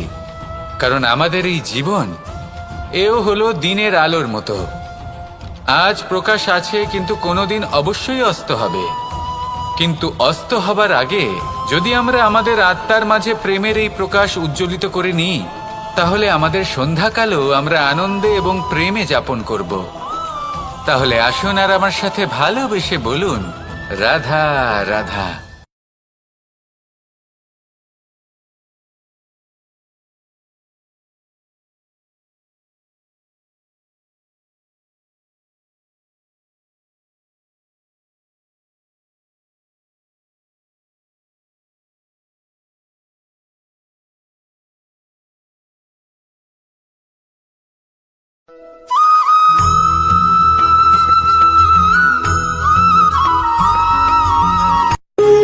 যখন মানুষের মৃত্যু হয় তখন কি হয়? অনেক সংখ্যক মানুষ শোক পালন করতে চলে আসেন।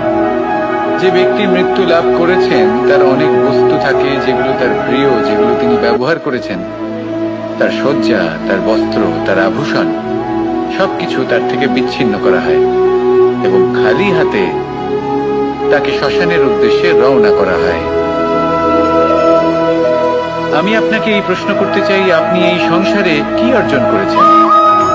ধন সম্পত্তি, বস্ত্র, আভূষণ, এই সবকিছু যে আপনি অর্জন করেছেন, আপনার মৃত্যুর পরে তা আপনার থেকে দূর হয়ে যাবে। এর উত্তর হলো একটাই, আপনার কর্ম। শুধু সেটাই আছে যা একান্ত আপনার, আর শুধু সেটাই এই সংসার থেকে চলে যাওয়ার পরেও সংসারেই জীবিত থাকবে। যদি আপনি দুষ্কর্ম করেন, তাহলে এই সংসার আপনাকে একটি অনুচিত উদাহরণ হিসেবে মনে রাখবে যে এই ব্যক্তি খুব পাপী ছিল, অনুচিত কর্ম করতেন। যে পথে তিনি চলেছেন সেই পথে কারোর চলা উচিত নয়। সেখানেই যদি আপনি সৎকর্ম করেন, তাহলে সংসার চিরকাল এটাই বলবে যে খুব ভালো মানুষ ছিলেন, সবাইকে ভালোবাসতেন, সবাইকে সাহায্য করতেন, আমার খুব প্রিয় মানুষ ছিলেন। এটাই হলো শ্রেষ্ঠ কর্ম।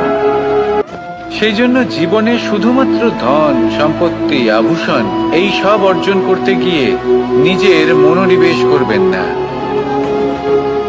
শ্রেষ্ঠ কর্ম করুন। সংসার থেকে চলে যাওয়ার পরেও এই কর্মই এই সংসারে আপনাকে জীবিত রাখবে। আসুন আমার সাথে ভালোবেসে বলুন, রাধা রাধা।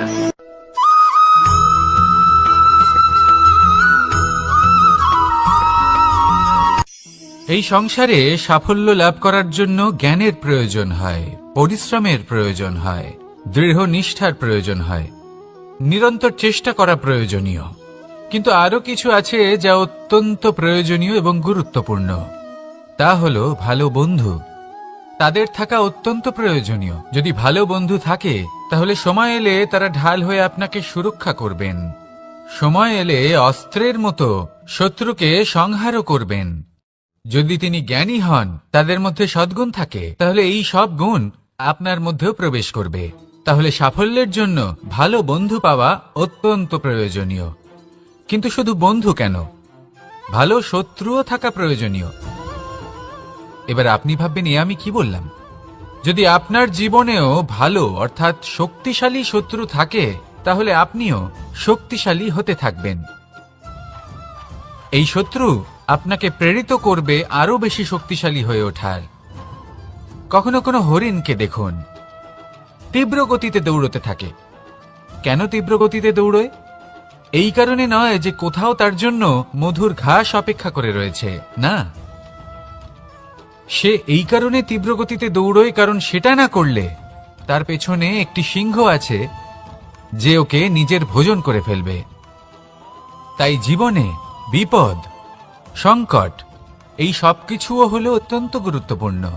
তার সম্মুখীন হতে শিখুন আর আমার সাথে ভালোবেসে বলুন, রাধা রাধা।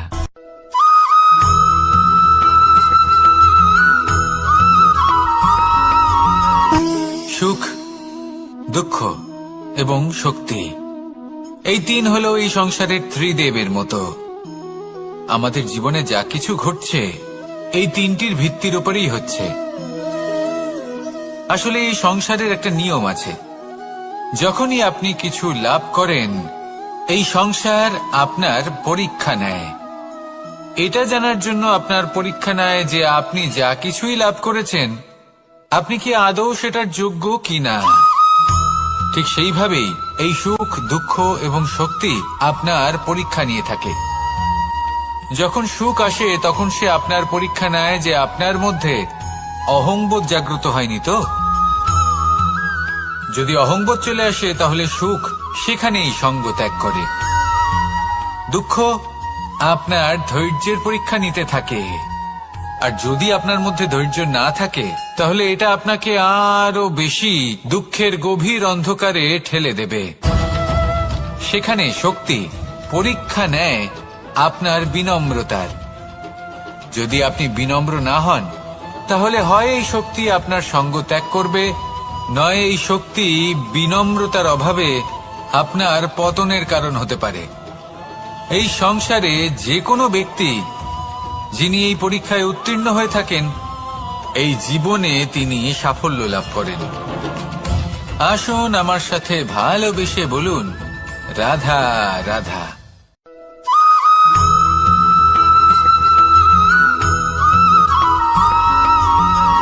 পুরুষার্থ। শাস্ত্রে 4 ধরনের পুরুষার্থের কথা বলা হয়েছে।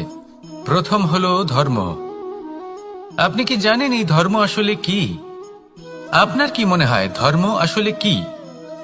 কোনো বিশেষ ঈশ্বরকে মানাই কি ধর্ম বলা হয়, নাকি কোনো বিশেষ রীতি পালন করাই হলো ধর্ম, নাকি কোনো বিশেষ সাহিত্যকে সর্বশ্রেষ্ঠ মনে করাই হলো ধর্ম?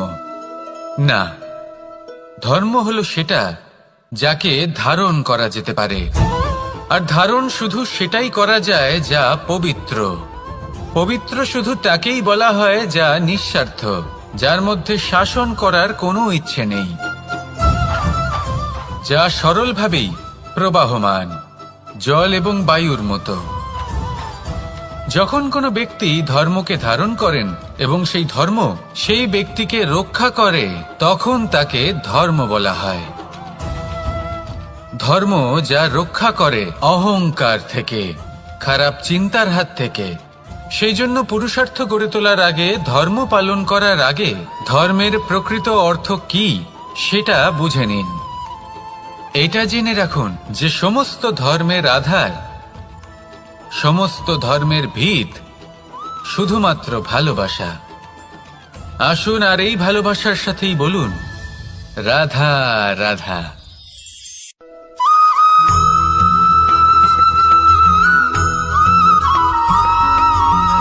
এই সংসারে সবথেকে বেশি কোমল বস্তু হলো রেশম।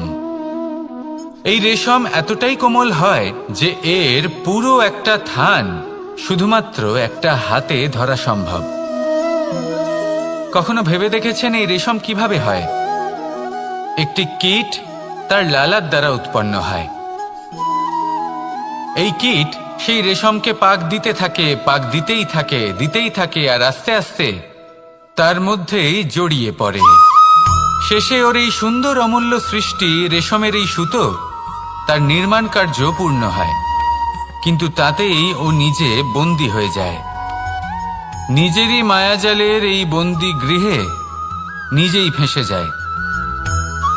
এবার এই সুতোকে ব্যবহারযোগ্য করে তোলার জন্য এই কীটগুলিকে এই কবচের সাথেই ফুটন্ত জলে ফেলে দেওয়া হয়।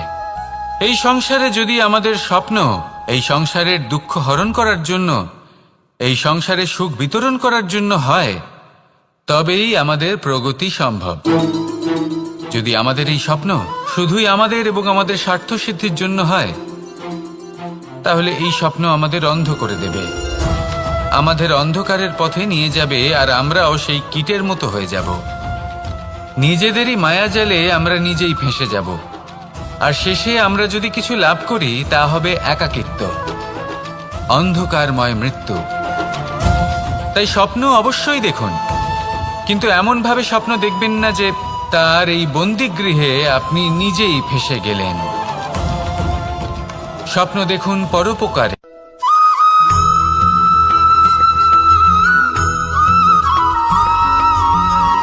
কেউ বলে জীবন খুব ক্ষণস্থায়ী, কেউ বলে জীবন হলো একটা সুন্দর স্বপ্নের মতো, আবার কেউ বলবে জীবন হলো এক কঠোর সত্য। কিন্তু জীবন আসলে কি? জীবন হলো আপনারই প্রতিবিম্ব, একটা দর্পণ। অর্থাৎ আপনি জীবনকে সেইভাবেই পাবেন যেরকম আপনি নিজেকে প্রতিপন্ন করবেন।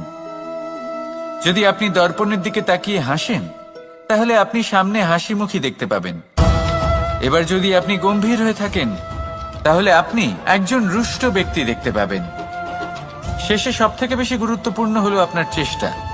আপনাকে সবসময় চেষ্টা করতে হবে যাতে আপনি নিজেকে প্রসন্ন এবং ইতিবাচক মনোভাবে রাখেন। এটা হলো আপনারই উত্তরদায়িত্ব, তাকে পালন করুন। এই মনকে প্রসন্ন রাখুন, এই সংসারকে সুন্দর বলে মনে হবে, আর এই মন প্রসন্ন হয়ে বলবে রাধা রাধা।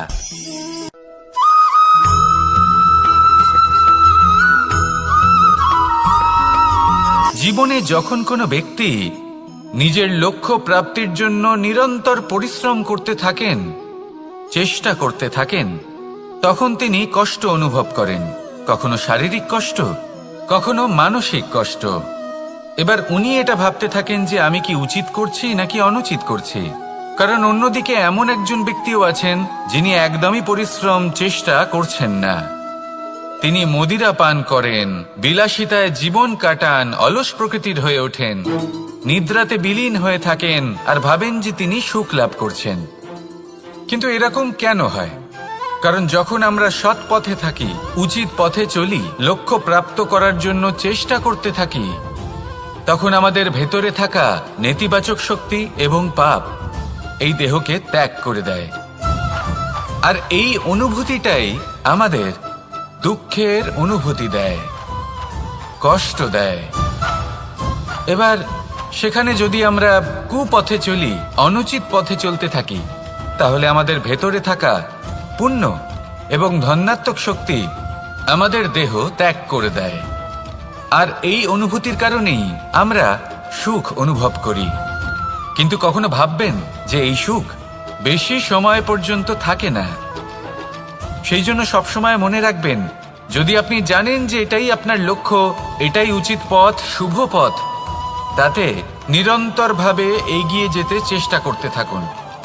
এই কষ্ট আপনাকে সুখের পরাকাষ্ঠায় কখন পৌঁছে দেবে তা আপনি জানতেই পারবেন না। আসুন আমার সাথে ভালোবেসে বলুন রাধা রাধা।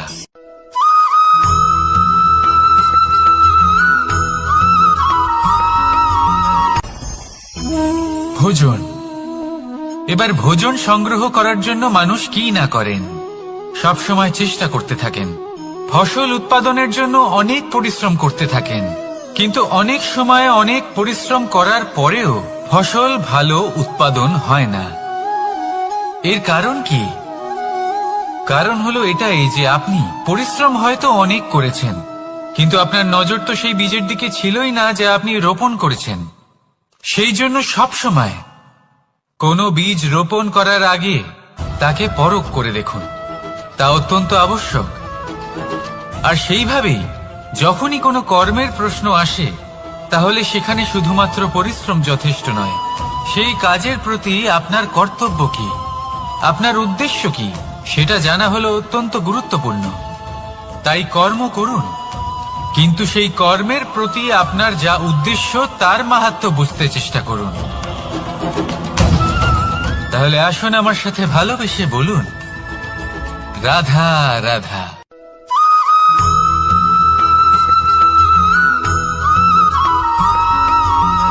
পিতা আর পুত্রের সম্পর্ক অত্যন্ত মধুর হয়ে থাকে।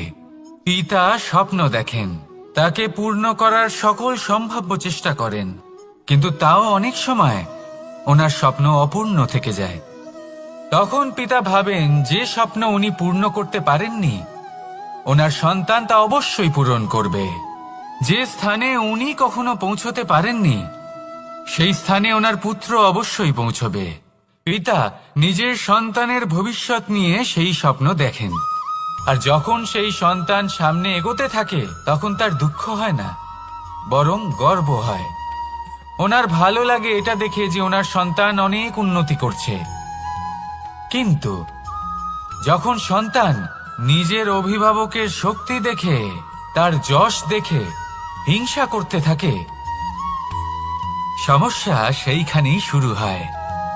সেই জন্য সকল সন্তানকে এটা মনে রাখতে হবে, দেখুন, পুত্র হবার সুবাদে, এক সন্তান হবার সুবাদে এটা হলো আপনার অধিকার যে আপনি আপনার পিতার থেকে বেশি উন্নতি করবেন। আপনার পিতাও এটাই চান, কিন্তু সুস্থভাবে এটা করুন। একটা রেখা টেনে নিন যাতে আপনি তাতে এগোতে পারেন আর আপনার পিতার তাতে গর্ববোধ হয়, আর সেই বিষয়ে দুঃখ না হয় যে আমার সন্তান আমাকেই ছোট করার চেষ্টা করছে। ইতিহাস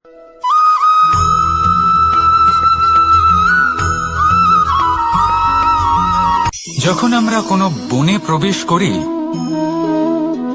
তখন এই সবুজ ঘাস দেখে, এই কোমল ঘাস দেখে আমাদের মন প্রফুল্ল হয়ে ওঠে। ভিন্ন ভিন্ন প্রজাতির ফুল, ভিন্ন ভিন্ন রঙের ফুল দেখে এই মন আনন্দে ভরে ওঠে। এখানে শিশুরা আনন্দ লাভ করে, বড়রা ভোজন গ্রহণ করেন, কথাবার্তা বলেন, হাঁটাহাঁটি করে বেড়ান।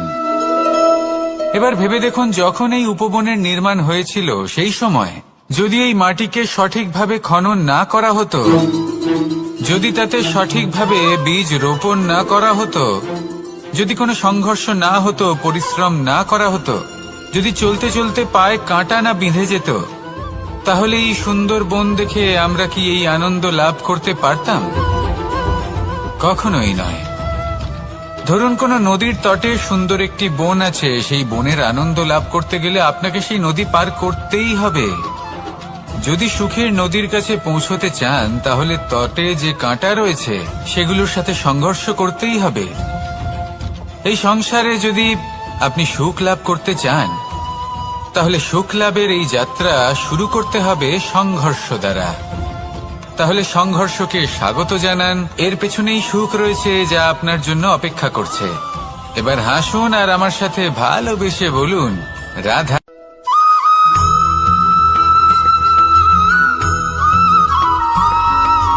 জীবনে অগ্রসর হওয়ার জন্য আমাদের কাকে প্রয়োজন হয়? মাতা পিতা, বন্ধু, প্রেম, সাহায্য, অর্থ, পরিশ্রম, আশা। ভিন্ন ভিন্ন মানুষ ভিন্ন ভিন্ন বিকল্প চয়ন করে। যদি আমি আপনাকে বলি, তাহলে জয় আর পরাজয়ের মন্ত্র দুটো শব্দের উপর নির্ভর করে, মেনে নেওয়া আর দৃঢ় হওয়া। যদি মেনে নেন তাহলে হেরে যাবেন, যদি দৃঢ় হন তাহলে নিশ্চিত রূপে জয়ী হবেন। যদি কখনো আপনি ক্লান্ত হয়ে ওঠেন, আপনি দুঃখী হন, পুরোপুরি ভেঙে পড়েছেন, তখন মেনে নেবেন না যে আপনি ভেঙে পড়েছেন, নয়তো হেরে যাবেন। তখন উল্টে স্থির করবেন যে যাই হয়ে যাক না কেন, আমি জয়ী হবই। আর আপনি দেখবেন যে জয় নিশ্চিত রূপে আপনার কাছেই আসবে। তাহলে এই কথা মনে রাখবেন আর আমার সাথে ভালোবেসে বলবেন, রাধা রাধা।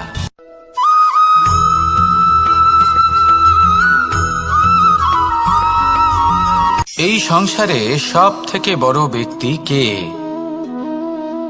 আপনি বলবেন, এ কেমন ধরনের প্রশ্ন?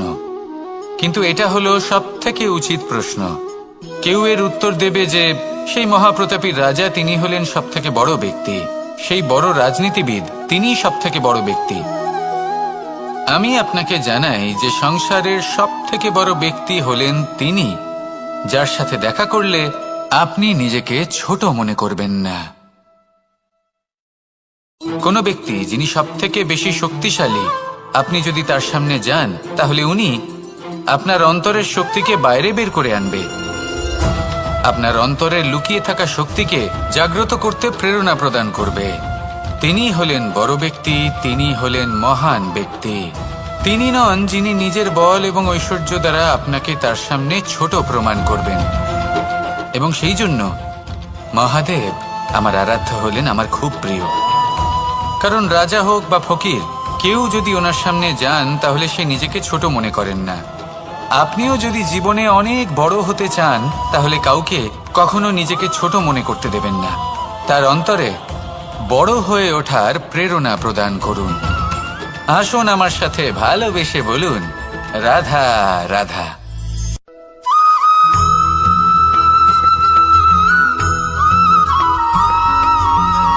মানুষের মানসিকতা এমন হয় যে সে যতটা করে আশা করে যে তার থেকে অনেক বেশি তার বদলে সে পাবে। দেখুন, সবকিছুই আপনার ভাবনা চিন্তার উপর নির্ভর করছে। আপনি যদি ফলের বিষয়ে ভেবে কর্ম করতে থাকেন তাহলে সেটা অনুচিত। জীবনের আসল আনন্দ হলো নিজের কর্ম করতে থাকা, ফলের চিন্তা করা উচিত নয়। যদি আপনি এরকম ভাবেন যে আমি এতটা করছি, আমার এতটা পাওয়া উচিত, সেই ভাবনা অনুচিত। যদি আপনি সেবার মানসিকতা নিয়ে কর্ম করতে থাকেন, কর্মচক্রে প্রবাহিত হন, যদি আপনি এমন ভাবনা রাখেন যে আমি এতটা পাচ্ছি তাই এর থেকে অনেক বেশি আমি কর্ম করব, তাহলে নিশ্চিত রূপে আপনি যতটা করছেন তার থেকে অনেক বেশি আপনি পাবেন। আপনার আশার থেকে অনেক বেশি আপনি পাবেন। শুধু জীবনে অনেক বেশি কাজ করতে থাকুন, ফলের চিন্তা করবেন না। আর মনে রাখবেন, এই ভাবনাই সব থেকে বড় বীজ। কর্মের উপর বিশ্বাস রাখুন। জীবনে যা যা আপনি চান সবই সুখময় হবে। আসুন আর আমার সাথে ভালোবেসে বলুন, রাধা রাধা।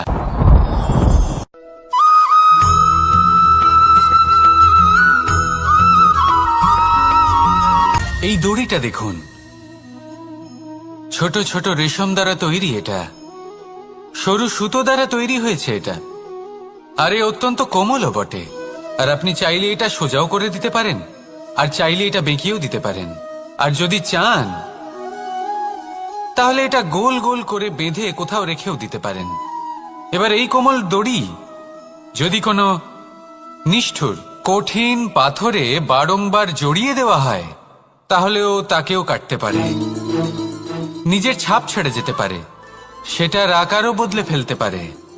এবার এর কারণ কি? এর কারণ হলো অভ্যাস আর নিরন্তর প্রচেষ্টা। যদি আপনিও চেষ্টা করেন আর নিরন্তর কর্ম করে যান, তাহলে আপনার প্রারব্ধ পাথরের মতো কঠিনই হোক না কেন, তাতে ভাঙন ধরিয়েও আপনি নিজের লক্ষ্যে অবশ্যই পৌঁছতে পারবেন। একটা গুরুত্বপূর্ণ কথা মনে রাখবেন, সুকর্মের অভ্যাস আর নিরন্তর প্রয়াস, এই হলো সাফল্যের মন্ত্র। তাহলে জীবনে এই মন্ত্র আনুন আর আমার সাথে ভালোবেসে বলুন, রাধা রাধা।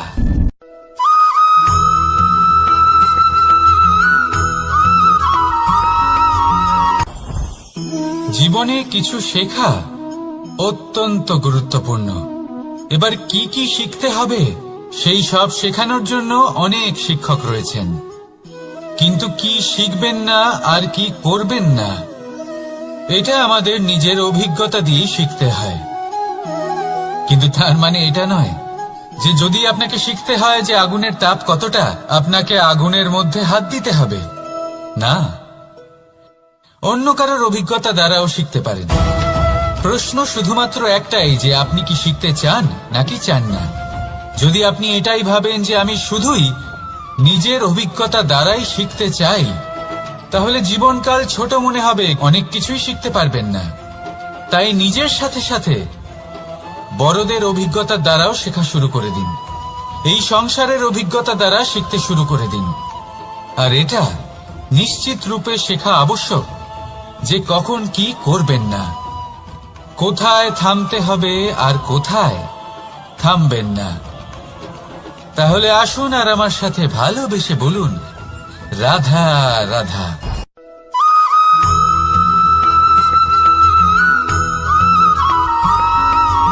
মানুষের একটি সমস্যা আছে যে মানুষ সাফল্যকে মাপতে থাকেন, লক্ষ্যপ্রাপ্তিকে মাপতে থাকেন এবং তার তুলনা করতে থাকেন যে ও এত কিছু পেল আর আমি পেলাম না, ওর কাছে এত কিছু আছে কিন্তু আমার কাছে নেই। এই তুলনা করার জন্য ওনারা দুঃখী হয়ে পড়েন, নিরাশ হয়ে পড়েন। তাই আমি একটা প্রশ্ন করছি যে এটা কি উচিত? এই সংসারে আপনি কি নিয়ে তুলনা করবেন, যেখানে সূর্যদেব চন্দ্রমা দুজনেই আছেন, দুজনেই হলেন বিশেষ, দুজনেই নিজ নিজ সময়ে উদিত হন। এদের মধ্যে একজন না থাকলে তাহলে আমাদের জীবন কঠিন হয়ে পড়বে। ঠিক সেইভাবেই আপনি যদি একটা বড় রেখা অঙ্কন করেন তাহলে অন্য রেখাটি ছোট হয়ে পড়ে না, সে তেমনই থাকে যেমনটা সে ছিল। আপনার অস্তিত্ব কখনো ছোট বা বড় হতে পারে না। শুধু তুলনা করার জন্য আপনার এটা মনে হতে পারে। যদি আপনি যুদ্ধ করতে চান আপনার তলোয়ারের প্রয়োজন পড়বে। যদি বস্ত্র তৈরি করতে চান এত বড় তলোয়ার দিয়ে কিছুই হবে না, তখন প্রয়োজন পড়বে একটা ছোট্ট সূচের। তাই তুলনা করবেন না, না নিজেকে ছোট মনে করবেন না অন্য কাউকে। সবার সাথে সহযোগিতা করুন, আর যদি তুলনা করতেই হয় নিজের সাথে করুন যে কাল আমি কেমন ব্যক্তি ছিলাম, আজ কি তার থেকে শ্রেষ্ঠ হয়ে উঠতে পেরেছি। ভেবে দেখুন ভবিষ্যতে গিয়ে আপনি কতটা শ্রেষ্ঠ ব্যক্তি হতে পারেন। আসুন আমার সাথে ভালোবেসে বলুন রাধা রাধা।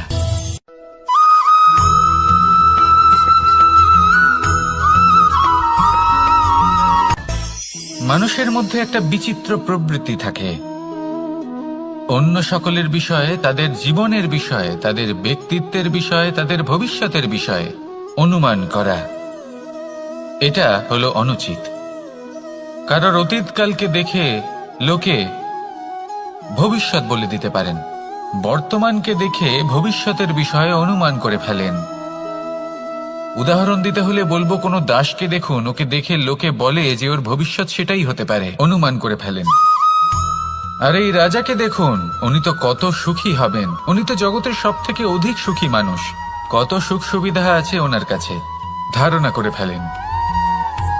তবে সত্য তো এটাই যে কারোর ব্যক্তিত্বের বিষয়ে, তাদের ভবিষ্যতের বিষয়ে আপনি পূর্ণ সত্য কখনোই বলতে পারবেন না, শুধু অনুমান করতে পারবেন।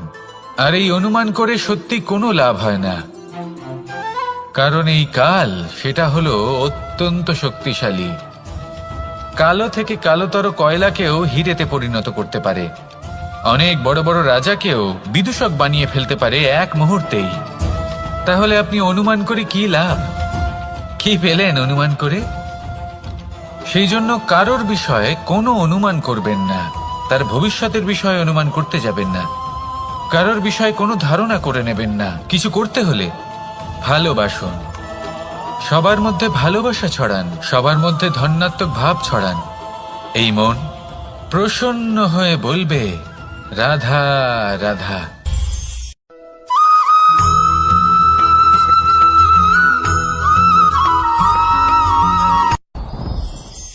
সাথী, সাথী এই শব্দটির ব্যাখ্যা কে কিভাবে করে?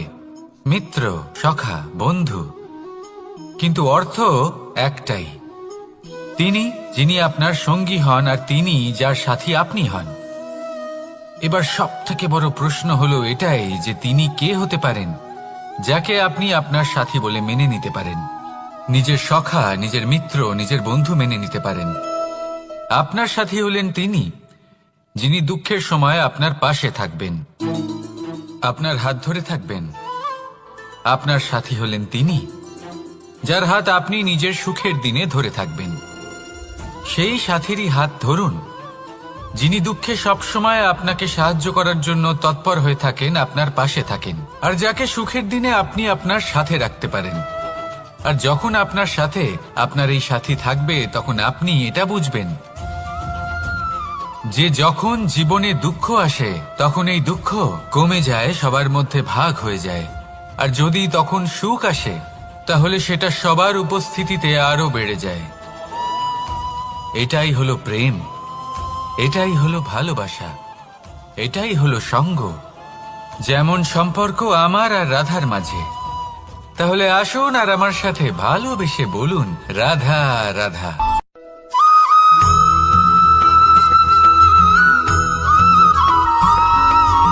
আমাদের শরীর প্রকৃতির সর্বশ্রেষ্ঠ রচনা। যে অঙ্গ প্রত্যঙ্গ আমরা লাভ করেছি প্রত্যেকটির মধ্যে একটি নিজস্ব বার্তা রয়েছে। একটু ভেবে দেখুন, দুটি চোখ দিয়েছে দেখার জন্য, দুটি কান দিয়েছে শোনার জন্য, নাসিকাও আছে দুটি, দুটি হাত দিয়েছে দ্বিগুণ পরিশ্রম করার জন্য। কিন্তু জীব শুধুমাত্র একটি, তার উপরেও তীক্ষ্ণ বলিষ্ঠ দাঁত দিয়েছে তার রক্ষার জন্য। কখনো ভেবে দেখেছেন কেন?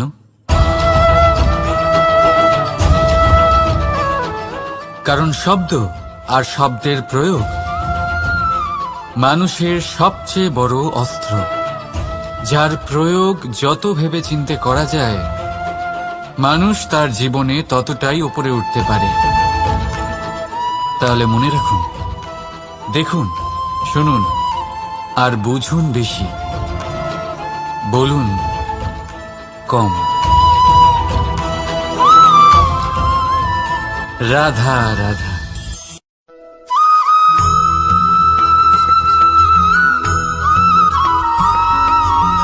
এই সংসারে সব থেকে বড় ব্যক্তি কে?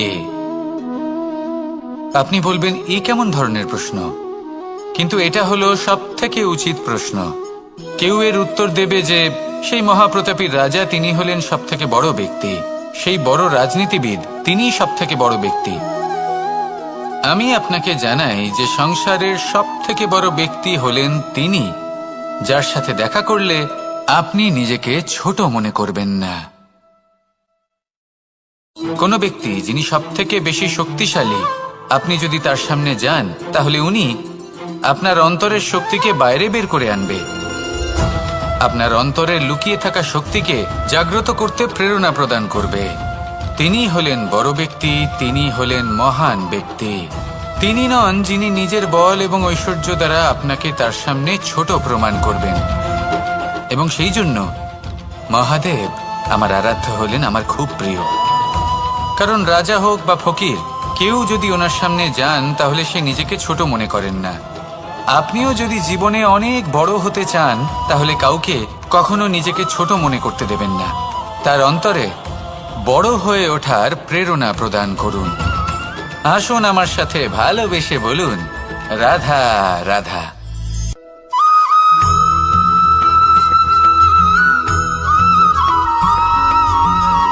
পুরুষার্থ।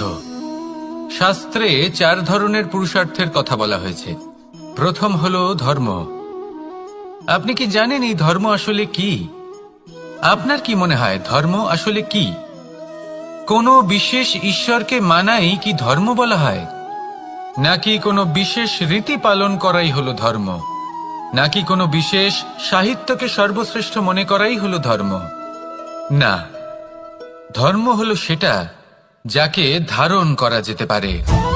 আর ধারণ শুধু সেটাই করা যায় যা পবিত্র। পবিত্র শুধু তাকেই বলা হয় যা নিঃস্বার্থ, যার মধ্যে শাসন করার কোনো ইচ্ছে নেই, যা সরলভাবেই প্রবাহমান, জল এবং বায়ুর মতো। যখন কোনো ব্যক্তি ধর্মকে ধারণ করেন এবং সেই ধর্ম সেই ব্যক্তিকে রক্ষা করে, তখন তাকে ধর্ম বলা হয়। ধর্ম যা রক্ষা করে অহংকার থেকে, খারাপ চিন্তার হাত থেকে। সেই জন্য পুরুষার্থ গড়ে তোলার আগে, ধর্ম পালন করার আগে ধর্মের প্রকৃত অর্থ কি সেটা বুঝে নিন। এটা জেনে রাখুন যে সমস্ত ধর্মের আধার, সমস্ত ধর্মের ভিত শুধুমাত্র ভালোবাসা। আসুন আর এই ভালোবাসার সাথেই বলুন, রাধা রাধা।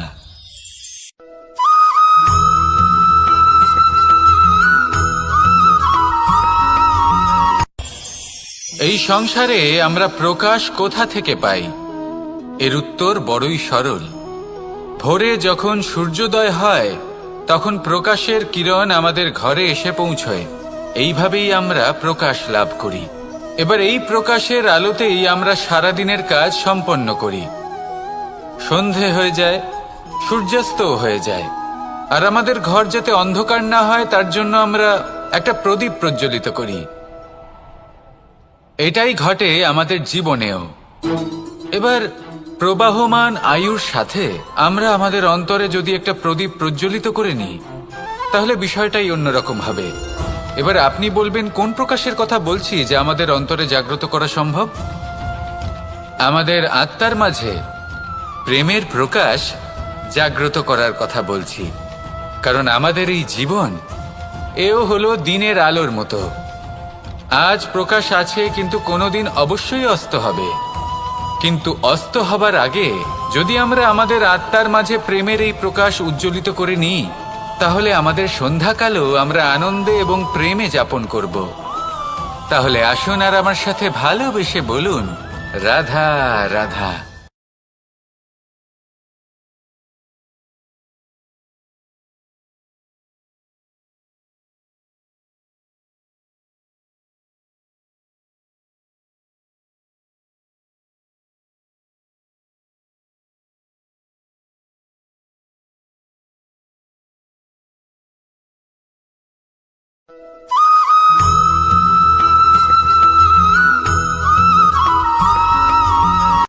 সংসারে আমাদের জীবনে যখন কোনো সুখ বা দুঃখ আসে, তার জন্য আমরা কাউকে না কাউকে অবশ্যই দায়ী করে থাকি, তাই না? এই ব্যক্তি আমাদের সাথে এরকম কাজ করেছেন, তাই আমার সাথে এমন হলো। ওই ব্যক্তি যদি এমনটা না করতেন, তাহলে আজ আমি ওই স্থানে পৌঁছতে পারতাম। সবই আপনার দৃষ্টিভঙ্গির ওপর নির্ভরশীল। আর যদি আপনার দৃষ্টিভঙ্গি এমন হয়, তাহলে তা অনুচিত। সত্যি কথা বলতে এই সংসারে ভিন্ন ভিন্ন ধরনের মানুষ আছে। এটা আপনার উপর নির্ভর করছে কিভাবে তাদের স্বাগত জানাবেন। একবার ভাবুন, আমি আমার দুটো হাত সামনে নিয়ে এলাম, দুটো মুঠো খুলে দিলাম। দুই প্রকারের মানুষ আসবেন, কিছু না কিছু দিয়ে যাবেন। এই মুঠো যদি আমি বন্ধ করে দিই, তাহলে না কেউ আমাকে কিছু দিতে পারবে, না আমার কিছু যাবে আসবে। নিশ্চয়ই বুঝতে পারছেন এই দুই ধরনের ব্যক্তি কারা এবং তারা কি দিয়ে যান। আমি যদি নিজের মুঠো খুলে দিই, তাহলে কিছু ভালো মানুষ আসবেন, আমাকে আনন্দ, সন্তুষ্টি, জ্ঞান প্রদান করে যাবেন, ভালো অভিজ্ঞতা দিয়ে যাবেন। কোনো খারাপ ব্যক্তি যদি আসেন, তাহলে তিনিও খারাপ অভিজ্ঞতা দেবেন, যার থেকে আমি শিক্ষা লাভ করব। এই সব কিছু আমি লাভ করতে পারি। মুঠো যদি বন্ধ করে রাখি, তাহলে আমি কিছুই পাবো না। দেখুন, এই সংসারে প্রত্যেকের জীবন এইরকম। প্রত্যেকের জীবনে সবকিছুই আছে, ভালো খারাপ দুই মানুষই আছে। ভালো অভিজ্ঞতা আছে, খারাপ অভিজ্ঞতা আছে। নির্ভর করছে আপনার উপর যে আপনি কি করবেন, এনাদের স্বাগত কিভাবে জানাবেন, কার থেকে কি বুঝবেন, কি শিখতে পারবেন, আর কোন দৃষ্টিভঙ্গি নিয়ে অগ্রসর হবেন। এটাই নির্ধারণ করবে যে আপনার জীবন কেমন হবে। আসুন আমার সাথে ভালোবেসে বলুন, রাধা রাধা।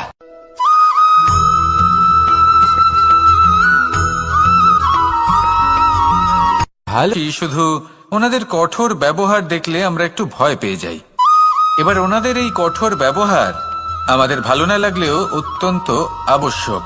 কারণ মাতার থেকে আমরা যে শক্তি লাভ করি তা যেন নিয়ন্ত্রণ হারিয়ে বিধ্বংসী না হয়ে ওঠে। আমরা যেন কোনো কুপথে না চলে যাই, আমরা কখনো যেন দোষ না করে ফেলি। শুধু সেই জন্য পিতা এবং গুরু একটু কঠোর হয়ে ওঠেন, এবং ওনাদের এই কঠোর আচরণ ভবিষ্যতে গিয়ে আমরা অবশ্যই বুঝতে পারি।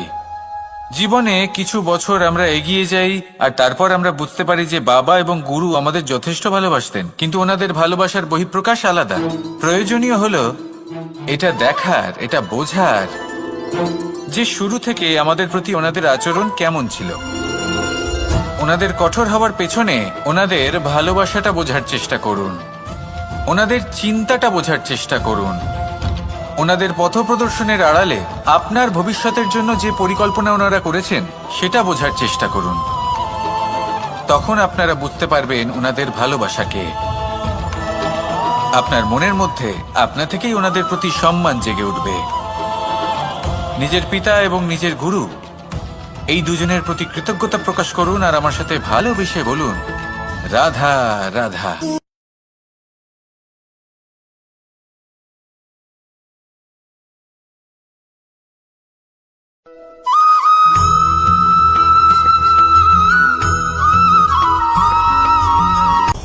আপনি কখনো পর্বতের শিখরে উঠেছেন?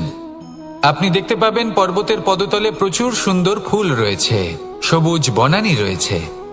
যত আপনি ওপরে উঠতে থাকবেন তত ফুল কমতে থাকবে, সবুজ বনানী কমতে থাকবে।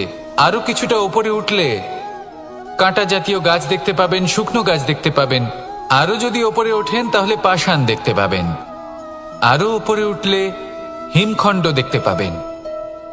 এই যে পর্বত, তা মনুষ্য জীবনের সবথেকে উত্তম উদাহরণ। মানুষ যখন সাফল্যের শিখরে পৌঁছতে চান, মহানুভবতার শিখরে পৌঁছতে চান, পথে যত আস্তে আস্তে উপরে উঠতে থাকেন ততই ভৌতিক বস্তু তার থেকে বিচ্ছিন্ন হতে থাকে। যদি তিনি সেই ভৌতিক বস্তুগুলি ত্যাগ না করতে পারেন তাহলে কখনোই সেই স্থানে পৌঁছতে পারবেন না। আর মানুষ যদি উচিত ত্যাগ করতে পারেন, পথে অগ্রসর হতে থাকেন, এগোতে থাকেন, তাহলে একদিন না একদিন তিনি মহানুভবতার, জ্ঞানের, সাফল্যের হিমের স্বাদ অবশ্যই লাভ করবেন।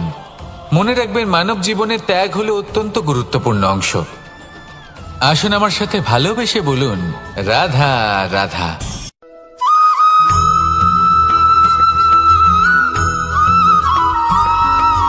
মানুষের একটি সমস্যা আছে যে মানুষ সাফল্যকে মাপতে থাকেন, লক্ষ্যপ্রাপ্তিকে মাপতে থাকেন এবং তার তুলনা করতে থাকেন যে ও এত কিছু পেল আর আমি পেলাম না,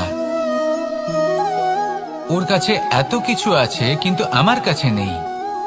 এই তুলনা করার জন্য ওনারা দুঃখী হয়ে পড়েন, নিরাশ হয়ে পড়েন। তাই আমি একটা প্রশ্ন করছি যে এটা কি উচিত? এই সংসারে আপনি কি নিয়ে তুলনা করবেন, যেখানে সূর্যদেব চন্দ্রমা দুজনেই আছেন, দুজনেই হলেন বিশেষ, দুজনেই নিজ নিজ সময়ে উদিত হন। এদের মধ্যে একজন না থাকলে তাহলে আমাদের জীবন কঠিন হয়ে পড়বে। ঠিক সেইভাবেই আপনি যদি একটা বড় রেখা অঙ্কন করেন তাহলে অন্য রেখাটি ছোট হয়ে পড়ে না, সে তেমনই থাকে যেমনটা সে ছিল। আপনার অস্তিত্ব কখনো ছোট বা বড় হতে পারে না। শুধু তুলনা করার জন্য আপনার এটা মনে হতে পারে। যদি আপনি যুদ্ধ করতে চান আপনার তলোয়ারের প্রয়োজন পড়বে। যদি বস্ত্র তৈরি করতে চান এত বড় তলোয়ার দিয়ে কিছুই হবে না, তখন প্রয়োজন পড়বে একটা ছোট্ট সূচের। তাই তুলনা করবেন না, না নিজেকে ছোট মনে করবেন না অন্য কাউকে। সবার সাথে সহযোগিতা করুন, আর যদি তুলনা করতেই হয় নিজের সাথে করুন, যে কাল আমি কেমন ব্যক্তি ছিলাম, আজ কি তার থেকে শ্রেষ্ঠ হয়ে উঠতে পেরেছি। ভেবে দেখুন ভবিষ্যতে গিয়ে আপনি কতটা শ্রেষ্ঠ ব্যক্তি হতে পারেন। আসুন আমার সাথে ভালোবেসে বলুন, রাধা রাধা।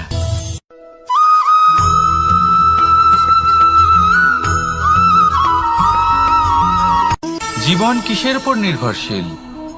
ধনের ওপর, বৈভবের অনুভব যদি আপনি করতে চান তাহলে তা পাবেন শুধু একতার দ্বারা, সংগঠনের দ্বারা। যদি আপনাকে উদাহরণ দিই, নিজের এই হাতটাকে দেখুন, 5টা আঙুল রয়েছে। কোনো একটা বস্তুকে নিজের একটা আঙুল দ্বারা তুলে ধরার চেষ্টা করে দেখুন, বড়ই কষ্ট হবে। তখন আপনি বুঝতে পারবেন যখন এই 5টি আঙুল একত্রিত হয় তখন কোনো কাজ কতটা সহজ হতে পারে। এটাই হলো শক্তি, একতার। সব থেকে ভালো উদাহরণ যদি আপনাকে দিই তাহলে বাঁশি। এই বাঁশি থেকে অত্যন্ত মধুর সুর নির্গত হয় যা সবার মন প্রসন্ন করে দেয়। এই কথা সত্যি, কিন্তু এই বাঁশি আমি একটা বা দুটো আঙুল দিয়ে বাজাতে পারবো না। আমাকে প্রত্যেকটা আঙুল ব্যবহার করতেই হবে, তবেই এর থেকে মধুর সুর নির্গত হবে যা সকলকে প্রসন্ন করবে, ঠিক কিনা? ঠিক এইভাবেই যদি আপনি চান যে আপনার জীবনরূপী বাঁশি থেকেও মধুর সুর নির্গত হোক বা সবার মনকে প্রসন্ন করে তুলুক, তাহলে আপনাকেও জীবনে একতা নিয়ে আসতেই হবে। আপনি একাও কর্ম করতে পারেন, পথ চলতেও পারেন, সামনেও এগোতে পারেন, সাফল্যও লাভ করতে পারেন। কিন্তু যখন সকলে একসাথে এগোবেন, সেই পথে চলবেন, সেই কর্মই করবেন, তখন লক্ষ্যে অবশ্যই পৌঁছবেন, সাফল্য অবশ্যই লাভ করবেন। কিন্তু সেই সাফল্য এবং তার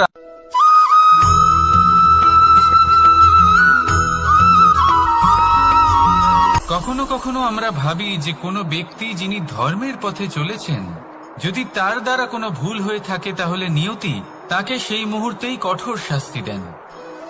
কিন্তু সেই সব মানুষ যারা সংসারের সবথেকে বড় অধর্মী, বহু নিকৃষ্ট মানের কাজ করেন, তাদের নিয়তি অনেক সুযোগ দেন। তাদের নিয়তি এরকম কঠোর প্রহার করেন না। এই ভাবনা কখনো না কখনো মনে আসেই। ভেবে দেখুন কেন। আসলে জীবনকে বেশিরভাগ মানুষ একভাবেই দেখে থাকেন, বিভিন্ন স্তরে একে দেখা উচিত। এবার আপনি বলুন, এই সংসারে কোনো অধর্মী কখনো প্রেরণার উৎস হতে পারেন? কখনোই নয়। যে মানুষ নিজের আত্মাকে মলিন করে ফেলেছেন, তিনি এই সংসারকে কিভাবে প্রেরণা যোগাবেন? উনি নিজেই বুঝতে পারেন না কোনটা করা উচিত, ধর্ম কোনটা। তাই নিয়তি তাকে একটা সুযোগ দেন, এটা বোঝার সুযোগ দেন যে কোনটা উচিত, কোনটা ধর্ম। সুযোগ দেন নিজের বিবেক জাগিয়ে তোলার, তাকে সুযোগ দেন নিজের অন্তরাত্মার ডাক শোনার। যখন তাতেও কাজ হয় না, তখন নিয়তির কাছে একটাই পথ বাকি থাকে, আর তা হল মহাবিনাশ। মহাবিনাশ হয়তো দেরিতেই আসতে পারে, কিন্তু তা অবশ্যই আসবে। আর যখন মহাবিনাশ আসে, তখন মহাবিনাশের যন্ত্রণা সমগ্র মানব জীবনের যন্ত্রণার থেকে অনেক বেশি হয়। এই কথাটা সবসময় মনে রাখবেন। আর অন্যদিকে যে মানুষ ধর্মের পথে চলছেন, তার দ্বারা যদি কোনো ভুল হয়ে থাকে, তখন নিয়তি তার পরীক্ষা নেন। কিছুক্ষণের জন্য মানুষের মনে হতে পারে নিয়তি তাকে কঠোর শাস্তি দিয়েছেন।